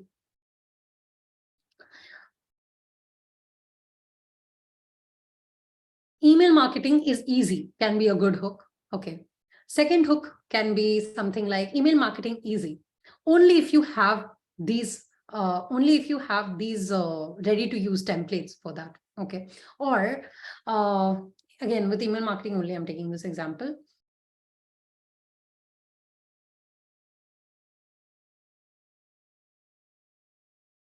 Email marketing has an ROI of 42 times. Okay.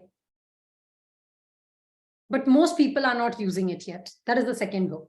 Okay. Usually a hook and a second hook are very good if you want people to pay a lot of attention to what you have written, especially in a long form post. A second hook becomes very important because otherwise people feel bored. Okay. People have very small attention spans. Hook, second hook, headlines, points, then CTA. A different content type is hook. First body is a problem. Second body is the solution. Okay. So hook. Okay. Are you about to quit LinkedIn? Okay. Here's the top 5 problems every LinkedIn user is facing right now. And then you're going to list all the problems. And then in the second paragraph, you can list all the solutions for the problems. Okay. So what happens is that when you follow a format like this, you go deeper and deeper into the problem, and the audience feels much more understood than if you were just to topify them with all your solutions. Okay. Understand and show the understanding first. In this case, also the people who will read this is people who are first world facing these problems. So they are more likely to contact you for your services. Okay. CTA, and you can also give a PS, okay, to add something that you might not be able to add here, because here you can only talk about the problem and the solution. Okay. One of my favorite content templates is hook, list, and CTA at the end. Okay, what is this? This is basically 12 LinkedIn tips for newbies. 12 tips. What is the 13th one that you will recommend? Okay, it gets great amount of comments. Okay, love it. Apart from that, some other content templates would be just asking people for their thoughts on a recent trending news. Okay, so for example, in the past, it could have been something like TikTok being banned in India, Byju's issues, layoffs issues. Quote you can post, okay, anytime. Sometimes they work really well, sometimes they don't. Okay, you can't really predict. And also polls are also there, but it's again not recommended. Okay, but if you do post polls, you can do it in a way such that you will actually DM the responding people with trying to interact with them. Okay, you can try to interact for selling your services. You can try to understand their problems. Okay, so if you are, let's say, an Instagram user, or sorry, an Instagram marketer, you can make a post like, do you use Instagram for sales? The people who say yes, okay, now you can contact them and ask them how they're using Instagram for their sales. And now you can sell to them because they're anyway using it, and you can improve strategies to improve that.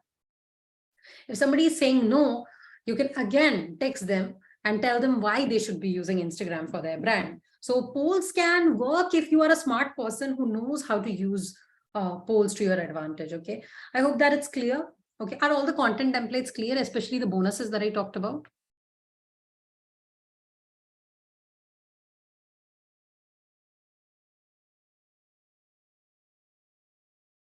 Great. All right. we're going to talk a little bit about creators you should definitely take inspiration from now, okay? And we're going to dissect actually one of the creators I really like. It's Dan Ko. Okay, one of the things I really like is Justin Welch's strategy. Okay, and this is from one of his blog styles only. Okay, again, these are some really, really good things that I've already talked about somewhat. Okay, but you can take a screenshot, can use it. Okay, you can read the full blog. Okay, and these are the things that he uses in his content. Okay, I love it and I really, really like it. Please do take a screenshot if you want. But what I'm much more interested in talking about today is Dan Co. Now, you're going to love this, but there's this website called Growth in Reverse. Anybody who knows about Growth in Reverse already? Yeah, I love them too. Okay, very few of you know about it. Very few of you.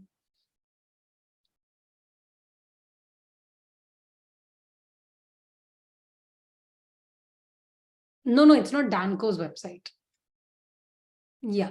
So what Growth in Reverse does is that they make breakdowns of various people who have gotten popular on a certain platform, and they break down to the T. Okay. It is amazing. Okay. And you can really follow this website, okay, how he does it, the methodical content, and what Danko does is he does long form and then he kind of shorts it. Okay. Shortens it. It's amazing. Okay, please read it. Okay, in your free time nicely, but you can really see a lot of impressive stuff here that you will not see on anyone else's profile. It's not generic 5 tips for people in their 20s. It's not 5 LinkedIn tips. He's amazing at building new concepts, and that happens because Danko is a prolific reader. Okay, he implements his strategies in a way that feels so new. Okay, he makes visuals. Okay, he makes it easy to read. He makes it accessible in multiple ways, in videos and text. It's really, really impressive how he does it. If you want to see class, I don't think anybody does it better than him. Also, he makes topics that he kind of names various topics in his own words. Okay, I'm not seeing any of those examples here. Am I?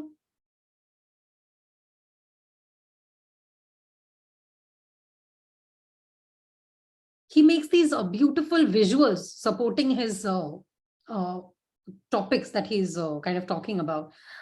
These matrices, these terms like the focus matrix. Okay, these are things that he's creating from scratch. Okay, and these are things that are not easy to do. Okay, when you can do these things, people will pay you more because they know that this is not something that anyone else can do. You can't charge high rates, you can't get high quality clients if you are not a high quality person, and you become a high quality person by reading a lot and implementing that in your own way. Let me open his channel. I was seeing a very good example the other day.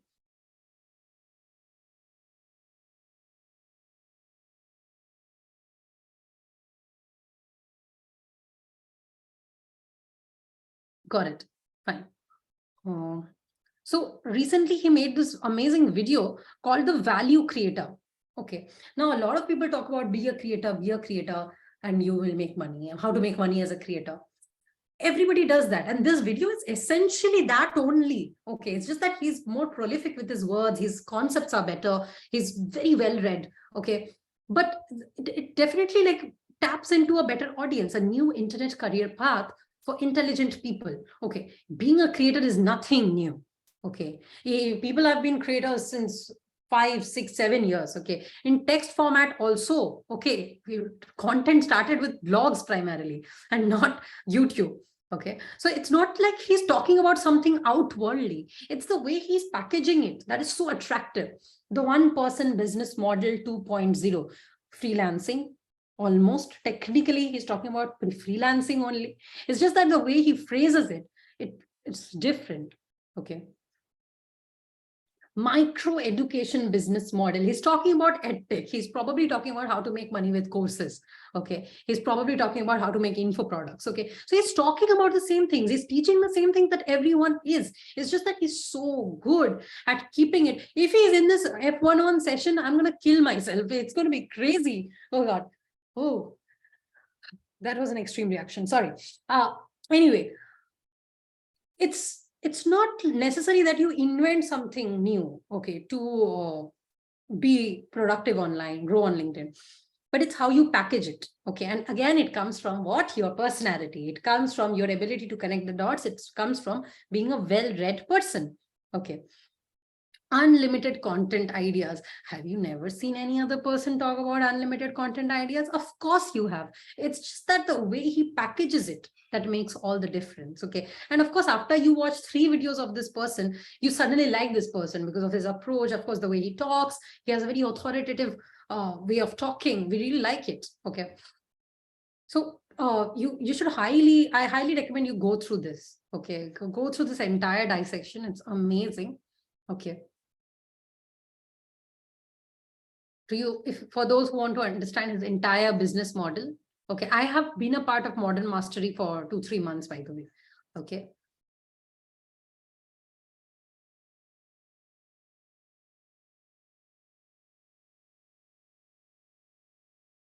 It's a beautiful case study. And this profile, sorry, this growth in reverse has a lot of case studies. So you can see the ones that are good.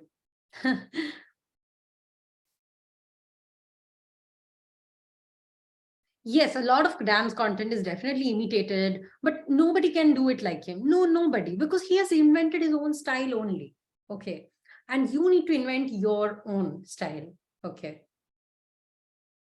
I know that it's not easy. You may not be able to do it today, but you will do it someday. Okay. It's just that I need to push you towards that slowly. So of course, when I was starting my LinkedIn journey, I definitely loved these profiles, but I can't be a Danko. Okay. You can't be Justin Welch. You can't be a Danko. You can't be a Saheli. You can't be a Vedika. You cannot be a Wariku. Okay. You need to be yourself. Okay. So you will be the Ankita, you'll be the Shelja, you will be the Rakesh. Okay. It's you that you need to find in your content or build in your content. Now, what you do is from the people or the persons that you are following, you pick what you like. So what did I do? I picked their styles of hooks and heading. I love it. Okay. But just because my heading is the same, does my post really read like one of Danko? I don't think so. Okay. I like their formatting. Okay. But do I always format my post very much like them? No. I like how they simplify strategies into acronyms, new names, formats to give us new spin on a pre-existing idea. I did it today with the PPF formula in the beginning. Okay. So I really like those things. So I picked that up. So whatever you like when you're learning, okay, today also I'm sure you've liked a lot of things that I have talked about. Okay. So pick those things. But then you need to add some things that are unique to your personality. Okay, this is again what I talked about in the beginning. So is it now making sense why I talked about all those things in the beginning? Okay, I added storytelling and empathy to it because, of course, if you see Justin and Dan, there's not a lot of storytelling material in it. Take care, it's not there. Pictures and reels repost they don't do. I do it. Okay, I'm happy to. And I also have a lot of Desi Tadka in my thing. Okay, I'll have a lot of examples and culture and relevance. Okay, because for me, it's important. Okay, for me, my culture really defines me. So if you see my most popular content, it's not one that where I have copied or imitated these people. It's the ones where I am adding my personality into it. Okay, I'll show you my top posts now in the last 1 year. This one. Okay, do Indians really charge this much? So this is totally a cultural reference. I'm using the template formula of starting with a question. Okay. I am using formatting very aggressively. I've used a photo. Okay. And yeah, like this is done really well because I'm talking about my culture here. Okay. And sorry. Another post that I had made, which did really, really well, was this one on a single client, and also this one. I'll open both at one go so that I don't have to close and open again and again. But this was about one client giving a great deal to me and what were the reasons why. Okay. And instead of just talking about 5 tips, I gave real examples because what I personally felt is that empathy would be shown if I talk about examples and not really give just tips. Okay. So I went with examples. Okay. And again, this was one of my most viral posts. I work 16 hours a day on Saturdays. Okay. And here I've given a total breakdown of everything. Okay. And of course, I added a little bit of my personality here. Okay. That I do maintain balance. Don't worry. Otherwise, it's not going to be doable. But on Saturdays, I have to do that. Okay. I used to do my student calls on Saturdays. Now it's Friday. So yeah, this was a post while I was grabbing a meal while doing a session with you guys, I guess. So yeah, this did really, really well. Okay, so this is my personality. Okay, so you will not see any post of mine that looks like other people's post that has gone viral. Never. Okay, this is one on open letter to 2023. This is like totally like a thought catalog style post. Okay, if anybody follows that. Okay, I love thought catalog and I wanted to write something along those lines. Okay, by the way, I hope that all of you are discovering some things that you never even thought that you can post on LinkedIn that you will now post on LinkedIn. Are you? Okay. Are you thinking of some things already? I would love to know in the chat quickly. Are you thinking of things that would be different from just tips and advice? Tips and advice won't take you very far, okay? Unless like you are inventing something groundbreaking like ChatGPT, it's not gonna.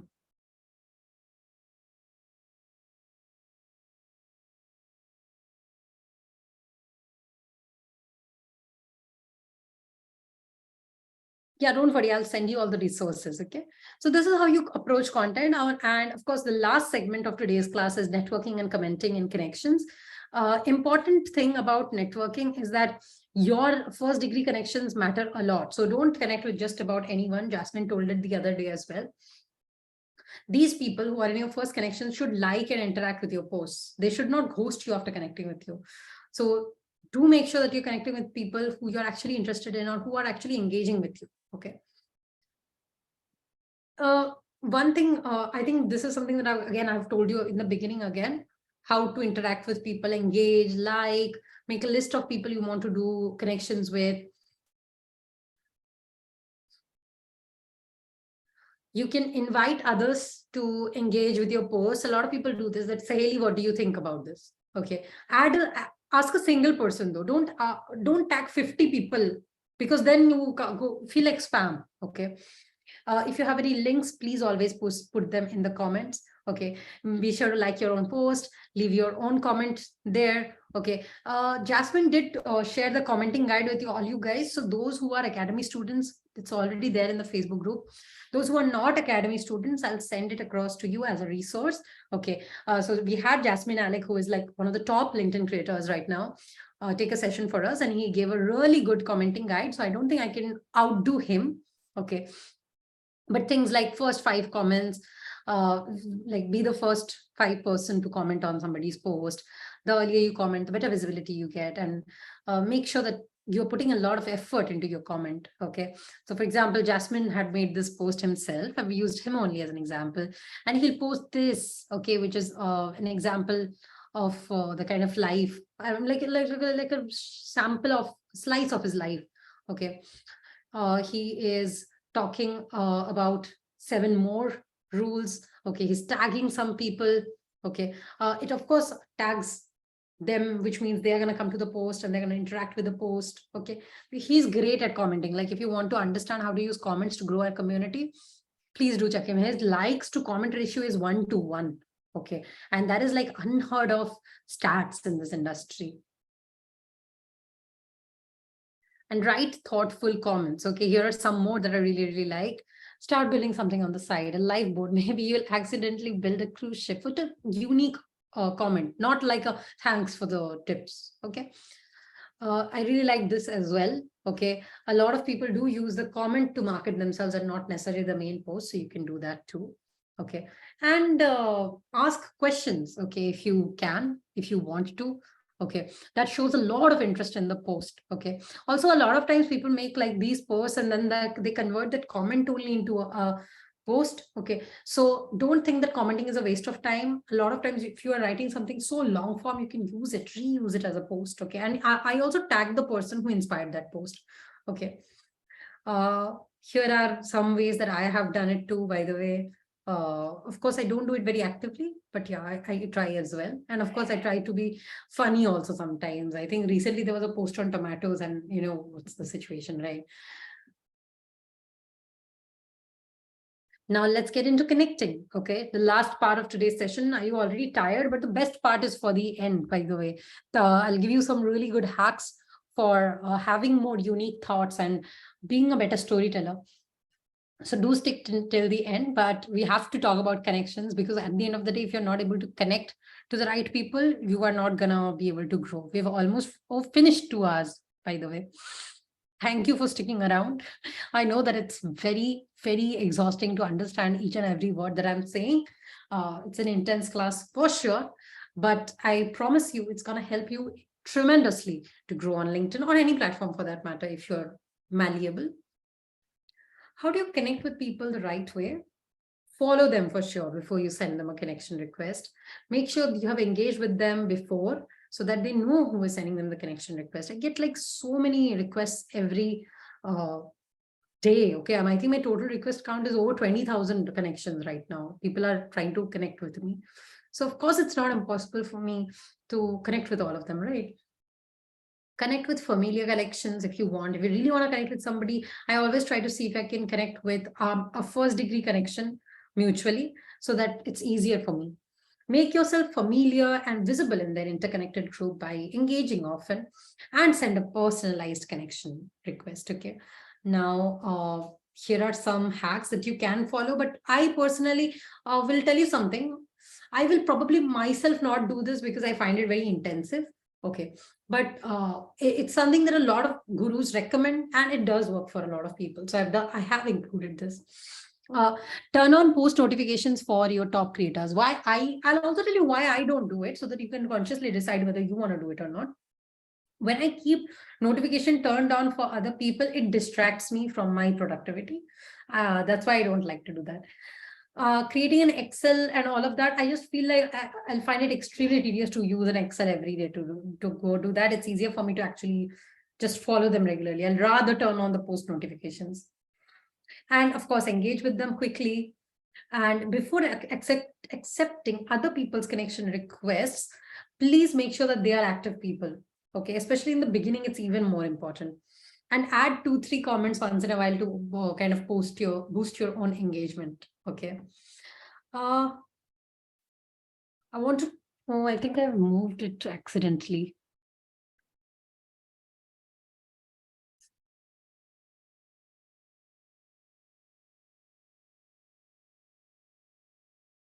Oops, I think I had moved a few things around, so sorry.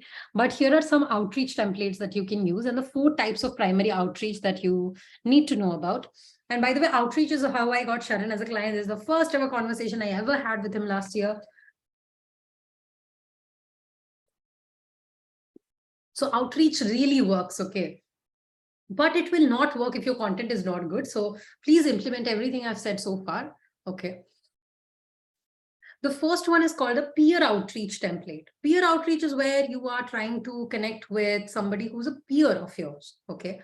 So maybe you have interacted with them on someone else's post, so you can send them something like this. Okay. Pro tip to make this an even more productive conversation afterwards is you can ideate a collab post with them, because then the follow account will cross-pollinate. And you can also have a virtual call so that in the future, if this person has a client who's looking for someone like you, they refer you.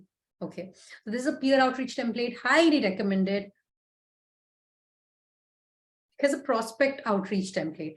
You understand what it is? Hey, Matthew, I followed your brand, whatever it is, for whatever reason you did. And I found that give any compliment. Your website is great. Your social media presence is great. Your strategy looks amazing. Whatever compliment you want would be great to connect. Okay, don't say why you want to work with them. Okay, don't pitch, just give a nice connection request. Pro tip, refer to an industry-based client. Okay, once you've connected with them, say that, oh, you've been working in the sustainability niche. That's great. I have a client actually in this niche. Do you know them? Now they know that you work with people in this niche, but you've not pitched yourself. So they will definitely reply. Once they have done that, you can always send a resource, a tip that you used for your client. Okay. And carry forward that conversation. Okay. Towards sales. Okay. Guest outreach template. I highly recommend this for those who want to grow a community. if somebody is more qualified in a certain industry, okay, you want to have them as a guest in your blog, newsletter, live events, so that more people attend it, okay? So you can text them with something like this. Hey, Sophia, I run a weekly newsletter for brand strategists, and I would love to feature you. Would you have the time to answer some questions? Be sure that this person is somewhere around your follow account, or the 5 to 10K range, or 20 to 30K range. Usually beyond that, it's a little hard to get unless you also have a very good follow account, okay? And send a past sample. This is somebody who has done it in the past, okay?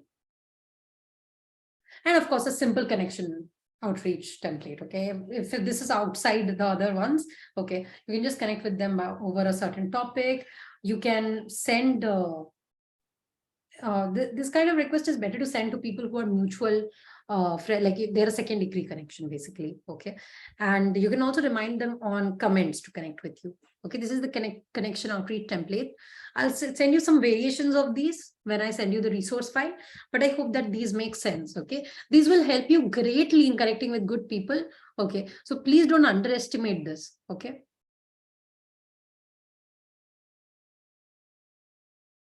Have you understood everything so far?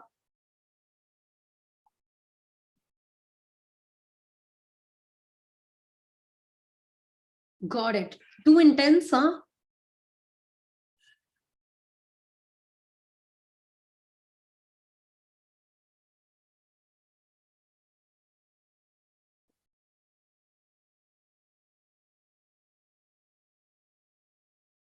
Got it. Now I'm going to give you the best tip that I can give anyone who wants to grow as a business owner, okay, no matter what the industry is.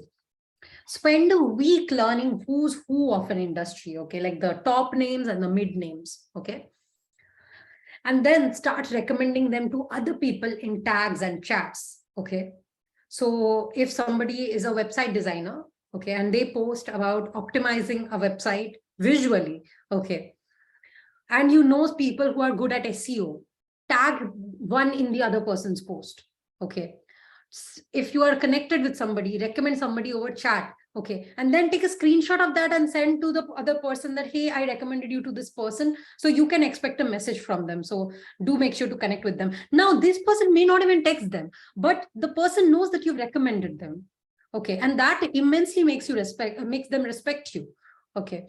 And think about you the next time they have an opportunity for you, okay? This is something that is more of a psychological thing, okay, than a so-called hack. Show something that they recommended that you found helpful. So for example, something I always do is when I implement something that I have learned from another creator, I always take a photo and I send them that, hey, this is how I'm recommending it. So now they'll remember me, okay? And that's how I'm building that relationship. Okay, you don't get connected with the top of people in various industries overnight. You do that over time, okay? And DM them, okay, with a valuable message later, okay? If you have taken their help, they'll be more open to take your help. A lot of people won't use your resource just because you've sent it, because they may not trust you enough. But if they see that you take their resources seriously, they are more likely to give you a try. This is again what the law of reciprocity, which we talked about in the very beginning. Okay, not the very beginning, in the Robert Cialdini part. Okay. LinkedIn ads, I don't do. Okay. Before we get into my favorite hacks, which I hate to part with, how would you rate this masterclass so far? I would love to know. It would help me improve. I hope that you learned a lot of new things. But even if you haven't, let me know. Okay. The rating is on 5, so do straight on 5. I will share a feedback form. It will be great if you can fill it now, or it will be sent later as well. Don't worry. Alima, I think you have the form. I'll have to open my WhatsApp. No, I'm sending it. I'm sending it. Yeah, I do see a lot of you saying that I should go more slow or more fast. And it's just something that I don't know what to do about, because I think various people have various paces of learning. So I'm glad that you kept up to it. Okay.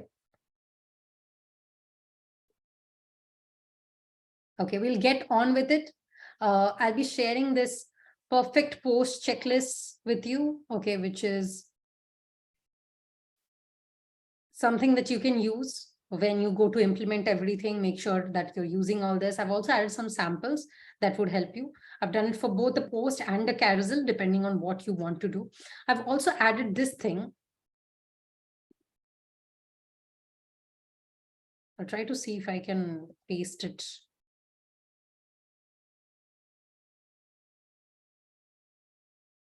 This is a compilation of the top 100 posts of LinkedIn in the last 10 years. And this dude has done this is my favorite profile. Okay. He's called Joshua Wallace. He calls himself the mad content scientist. Of course, anyone will hire him for a content job. Okay. He spends a lot of time dissecting other people's content strategies.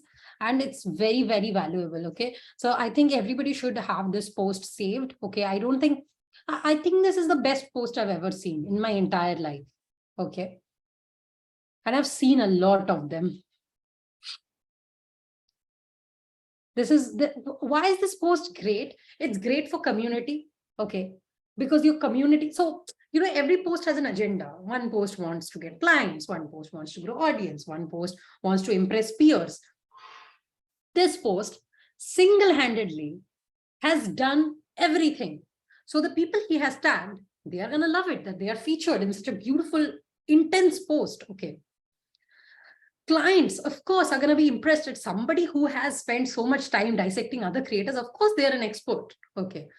There's no way somebody can't become an expert after spending so much time. Okay. And audience is going to love it because LinkedIn strategists and community members, of course, they will find something like this helpful for their journey.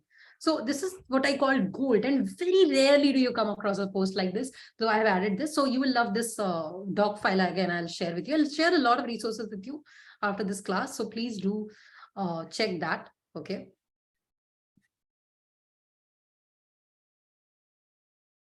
All right. I will now tell you some hacks, okay, to create better content. Oopsie. Okay. Number one hack that I recommend is that always have a go-to book that you can lean on for content inspiration. You may not always be able to come up with great ideas, but if you have a go-to book and you just flip a certain page, okay, you will be able to write a beautiful post about your industry, taking one keyword from that book. Now, there's 3 books I highly recommend for this. Okay. Number one being Personal MBA by Josh Kaufman. Okay, I have it here actually. It's called the Personal MBA. And it explains a lot of business stuff. Okay. And you will get great topics. Okay. I talked to you, okay, you have to give something new to the audience. Point of market entry. Okay, here's one page. Now I can write a post about it and nobody has written about it. I'll make it simple to understand for sure. Okay. Something else. Self-elicitation. Second order effects. Okay. And also the best part about this is that he starts each thing with a quote. So you get a ready to use quote. Great. Second order effect. I'm sure nobody has talked about second order effect in your industry, at least in the last 1 month. Okay. This book is a gold mine for content creators who want to stand out in the market with unique ideas, because there's so many new things I learn every day using it. Okay. Oh shit, Riddhi, let's not start that game.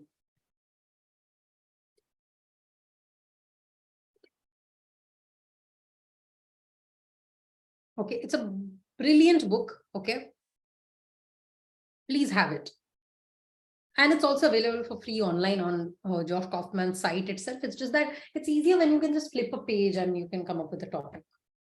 Loss aversion. Okay. So for example, let's say clients are not buying your service because they think that they're going to have a loss if they do. Okay. But you can talk about why that's not a good idea. Okay. So you can use the topic both as a positive or a negative pointer. Okay. Caveman syndrome. So many new concepts this book has. Okay. Please do use this. Okay. You should have a go-to book for content inspiration, because there's so much content online. It becomes very hard to stand out because you feel like sabne sab kuch bol diya hai 5 baar. Second book is Influenced by Robert Cialdini. This is for those who are more on the copywriting and marketing end though. Okay. And Meera Kothan is a writer who has a lot of in-depth book on particular topics. I really like how simple they are. Okay.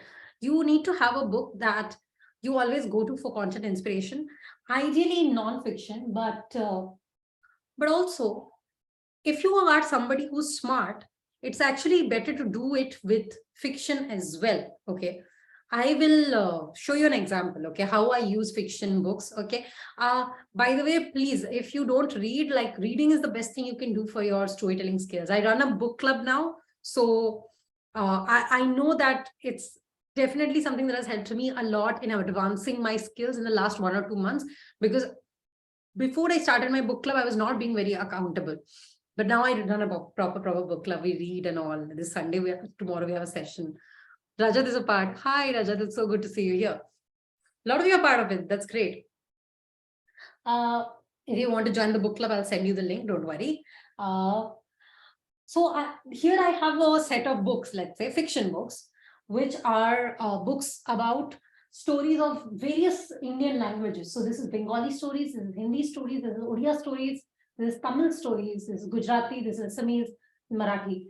What book should I pick out? Tell me. I'll pick out a book and I'll show you how I'll use it for a LinkedIn piece of content. Too many different examples. I'm just going to pick out the Marathi one. Okay. See, a few of them, I think there's a time. I've actually not started any of this. I just gifted all this to myself. Okay.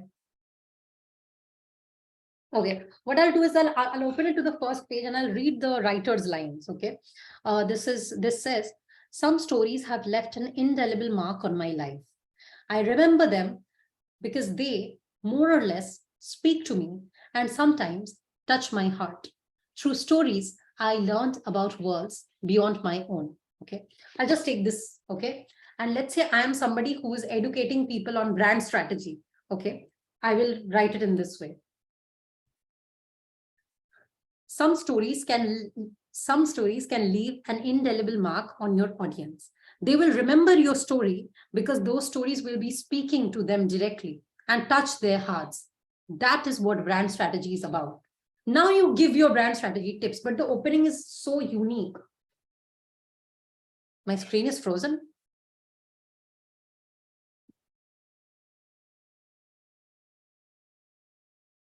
Okay.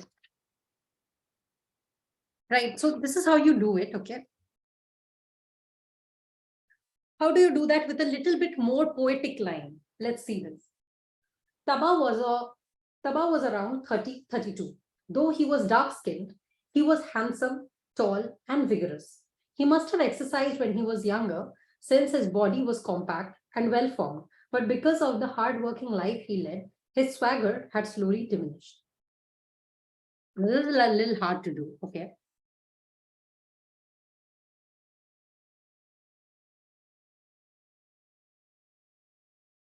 I met a man last week who was around 30, 32.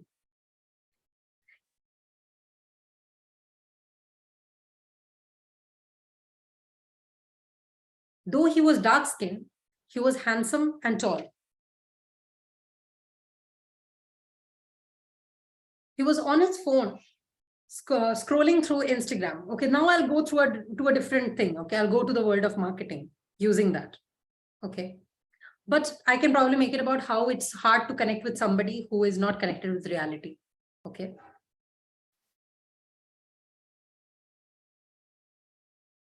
Arey, I'm not showing my screen.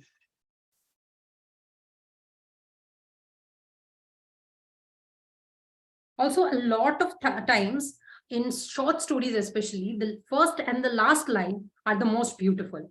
So you can actually try to see if you can use it in some way or the other.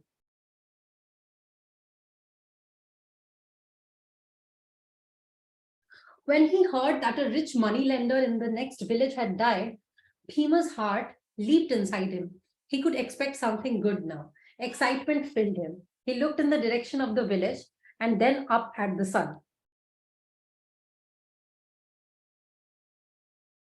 You can talk about money mindset in a family. Okay, if money mindset is something that you can relate to, especially for, let's say, a client who is in this industry, there's a very good line to start with. Of course, you'll have to change the names and some details. It's a very beautiful line.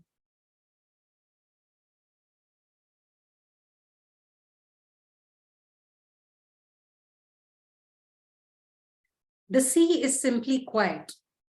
The sea is simply speechless. Now the sea simply is. Only the sea does not have thoughts, as all its thoughts have ended. Now the sea simply is. Okay, it's a beautiful way to capture a holiday. Okay, which is not a typical LinkedIn post, of course, but yeah, it's a nice way to put it. Okay.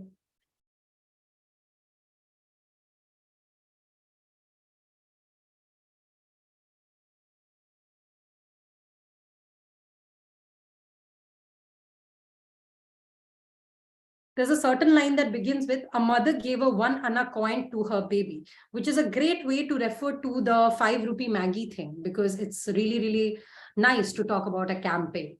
Okay. So this is a very good way you can use books or content to implement in your LinkedIn strategy.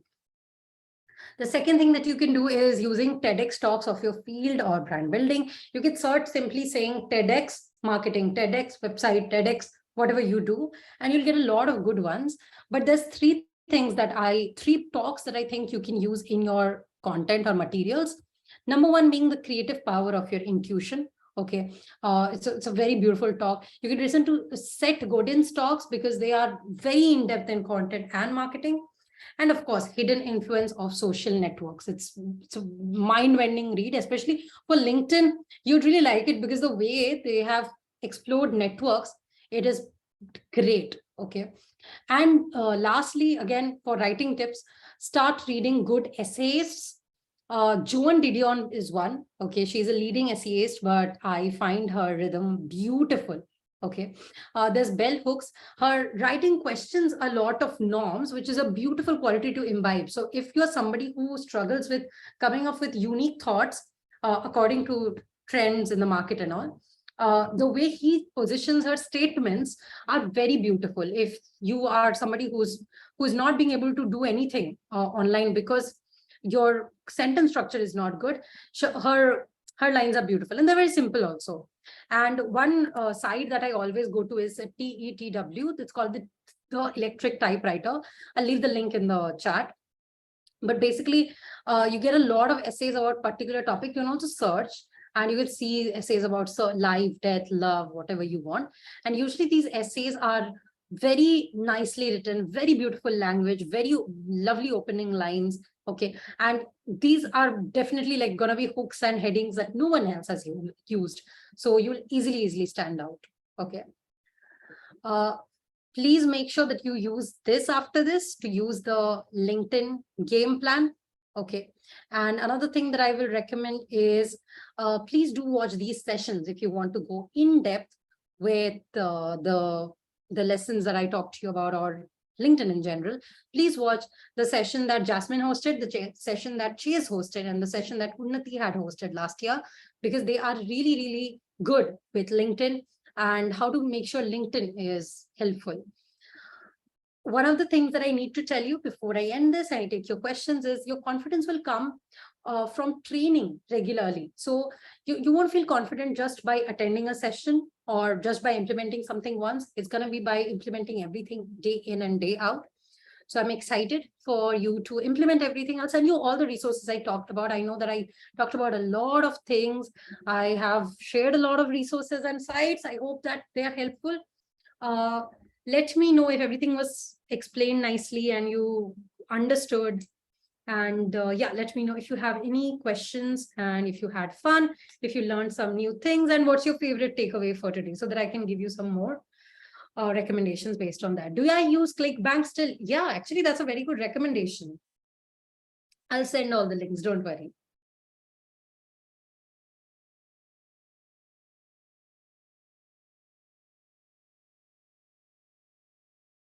I have no idea who these people are. No, you should not target one platform particularly or anything. 2 platforms at a time is usually best.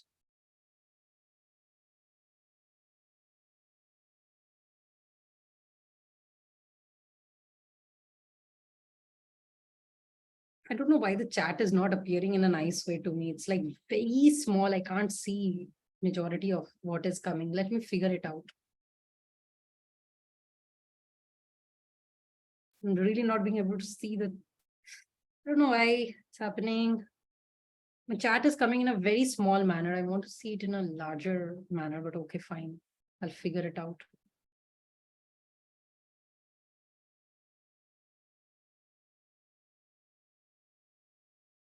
Okay, it's fine.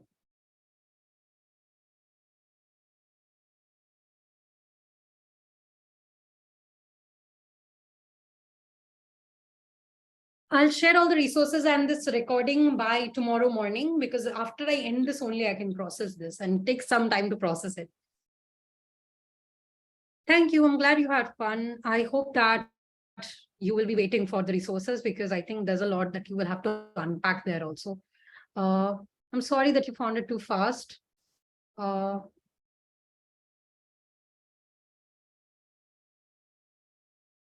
Yes, everybody will get the resources. Don't worry.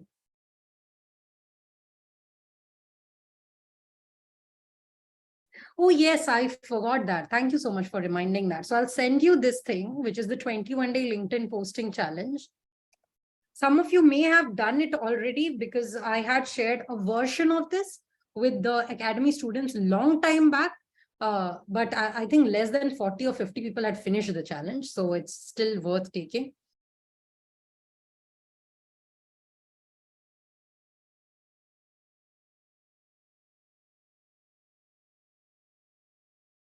So I'll send this as well. This is the 21-day LinkedIn challenge. Also, this can be repurposed for any other platform too. So basically for 21 days, it's like spread over a month, by the way. It's not technically only 21 days. But these are the kind of posts that will help you to get a lot of visibility. There's a lot of prompts that you can use, and I hope that you will be using this. A lot of our students use this, by the way, and they got a lot of results as well. Okay, so please do use this. I will again share this with you after the session is over. Thank you for reminding me. I totally forgot about it.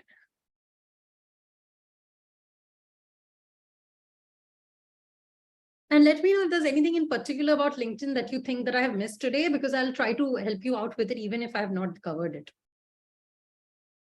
Thank you, Frana.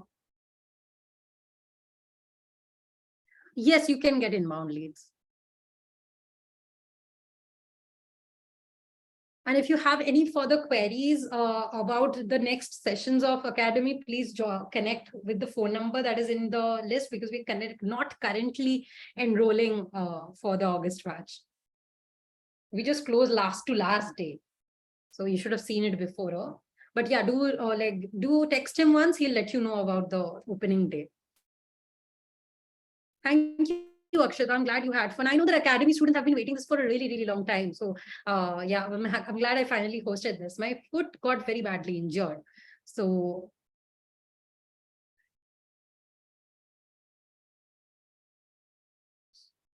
you can use photos, you can use selfies, you can use your personal pictures. It's fine, as long as you're comfortable with that.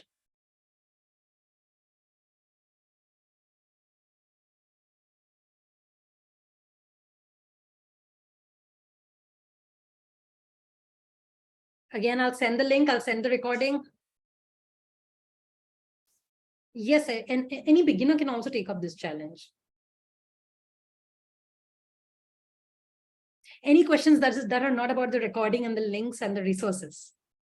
Any better questions? Any questions that will actually make me think as well?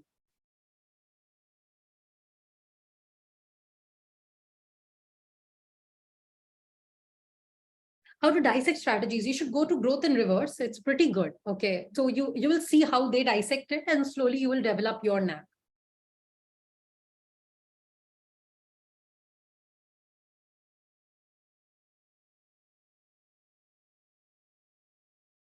ChatGPT is not going to come. No, LinkedIn articles is not that important, but it's good to have a few good articles written just for the sake of credibility.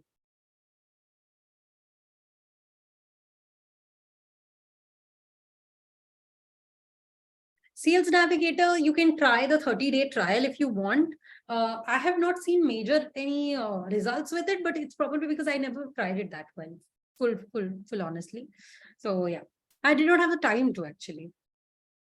Does reach decline if you don't post often? Not really. Actually, whenever I post after 3-4 days, I get better reach. And it's true for clients as well. One of our clients, we started posting after she was having like 2 or 5 likes per post. And the very first post we did for her had 40-50 likes. And the second one had 100 likes. And the third or fourth one was a video that went to 400 likes or 500 likes in the fitness niche on LinkedIn. So yeah, use the strategies that I've taught you today. I have seen massive results with this for clients. Okay, I'm not talking just about myself.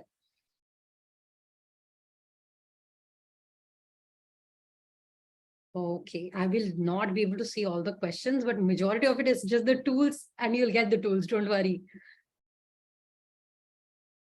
Yes, you can have your dinner now if you, okay, but yeah, the session's over. You can go and have your dinner now, don't worry.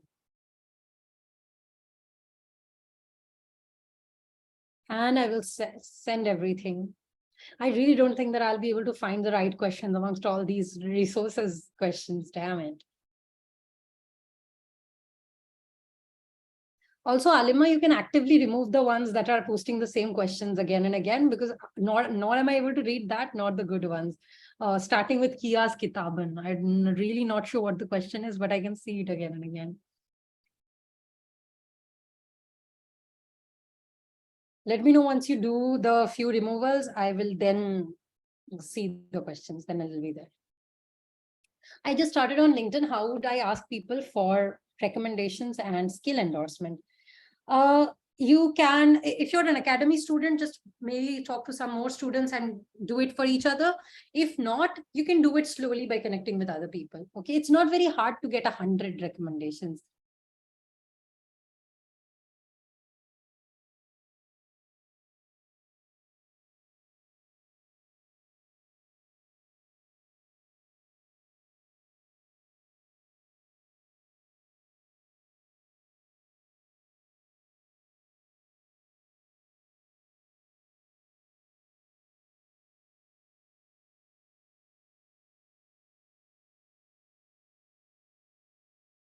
That's great, Ritika.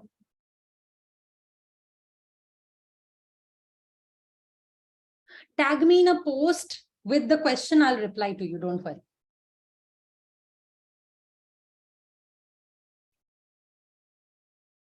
What will be the single difference? Oh no. What should I remove my connections because they are not engaging? Yes, if they are not relevant to you and they're not engaging, you can consider removing them, but it's not something that you should worry too much about. Okay, it's all right. Don't worry too much about it. How do I get more followings and connections as a Facebook ad service? There's a lot of Facebook ad agencies online. There's a lot of founders that are growing very rapidly in the SaaS space that are definitely looking for services like yours. So they are going to be great. There are 5 major niches of clients. Take care. First is agency owners. Second is e-commerce brands. Third is coaches and consultants. Fourth is SaaS brands. And fifth is creators. Okay, I've seen that these are like 5 major client groups, client buckets. So yeah, I hope that you'll be able to reach out to them for these services, because not creators maybe, because they to anyway do organic primarily. But yeah, the rest should be good. By the way, these are the 5 major client buckets. So you can actually actively try to work with them. If you're really short of time, what would you give priority to?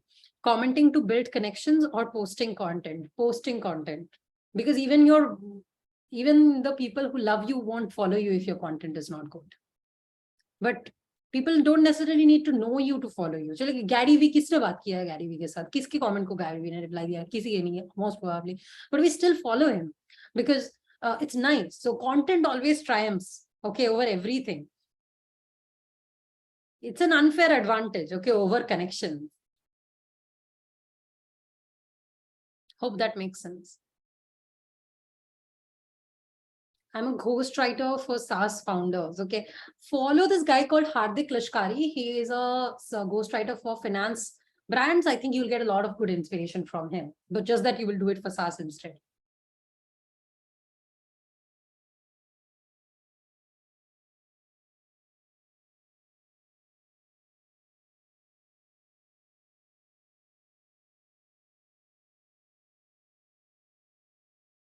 Alima, do keep an active eye on the chat and remove the ones who are repeating the same question, okay? I'm doing it. I'm doing it. Thank you. Does cold outreach work on LinkedIn, or should we network and then only pitch? No, network and then only pitch. It's not like cold outreach doesn't work at all. It's just like a little unlikely, little comparatively unlikely. Profile recommendations for those who provide ad services. Shweta Singh, she's doing a networking session within the academy tomorrow, by the way, guys. So do attend the session if you're an academy student to network with her. On Sundays, we're doing our networking sessions where you are networking with our top students who are making almost 1 lakh or over 1 lakh per month. And I think like you guys are having fun. Last week, we had Resham do the session. So this Sunday, please join it, okay?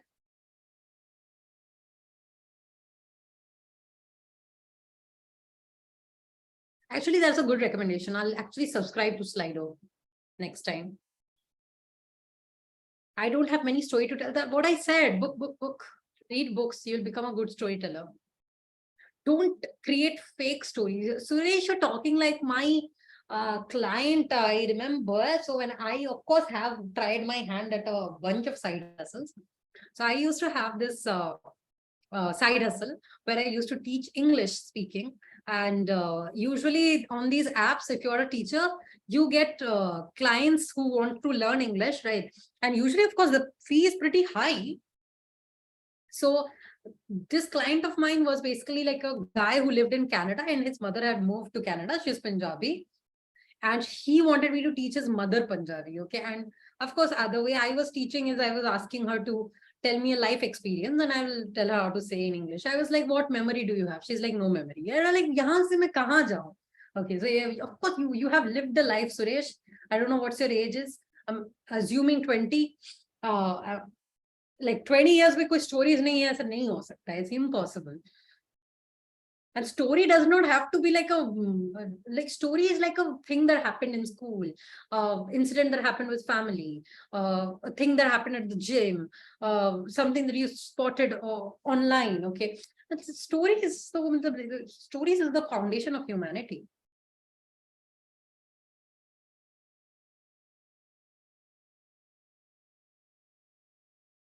You don't have to worry too much about how many times to post in a month. 3 to 5 is optimum, yes. But if you think that you can post less and be better, do that instead, okay? Host right in finance. Finance, please follow Hardik. He's very, very good. I think a lot of people have dropped his proper name also.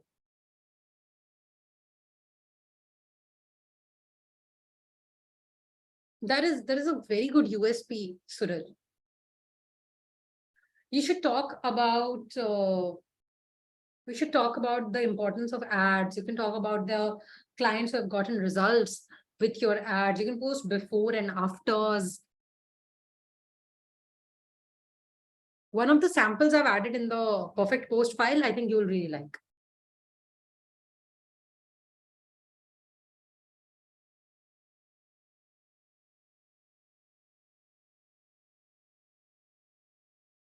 No, you don't need to learn ads.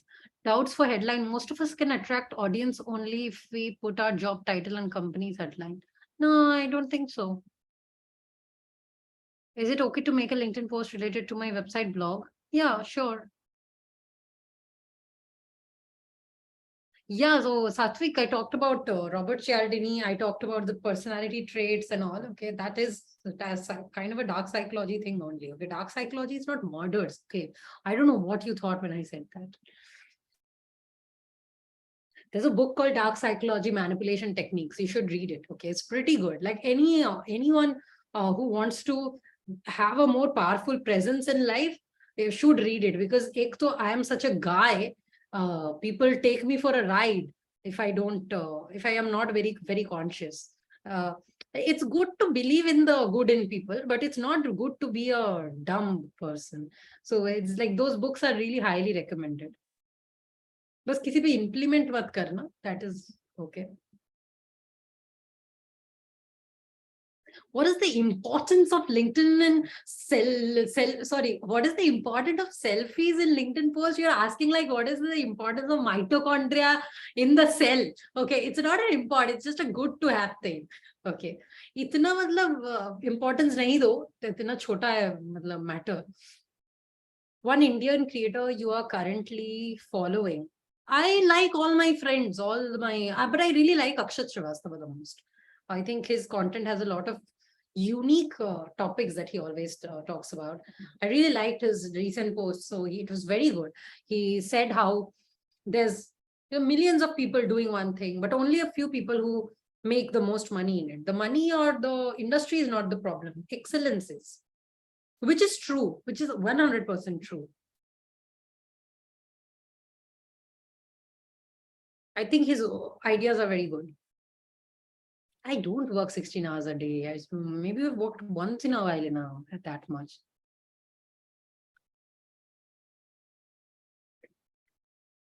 Analytics will teach you a lot about what is working, what is not working. So if I go into my own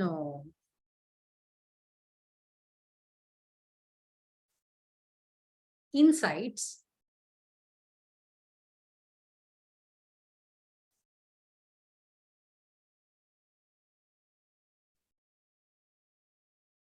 I'll show you. How do I share again? Damn it. By the way, I'm going to stop recording now because the file is going to become too long because we've crossed almost 3 hours. And the second thing is, this is my insights. But I hope all of you had fun because the recording is going to end.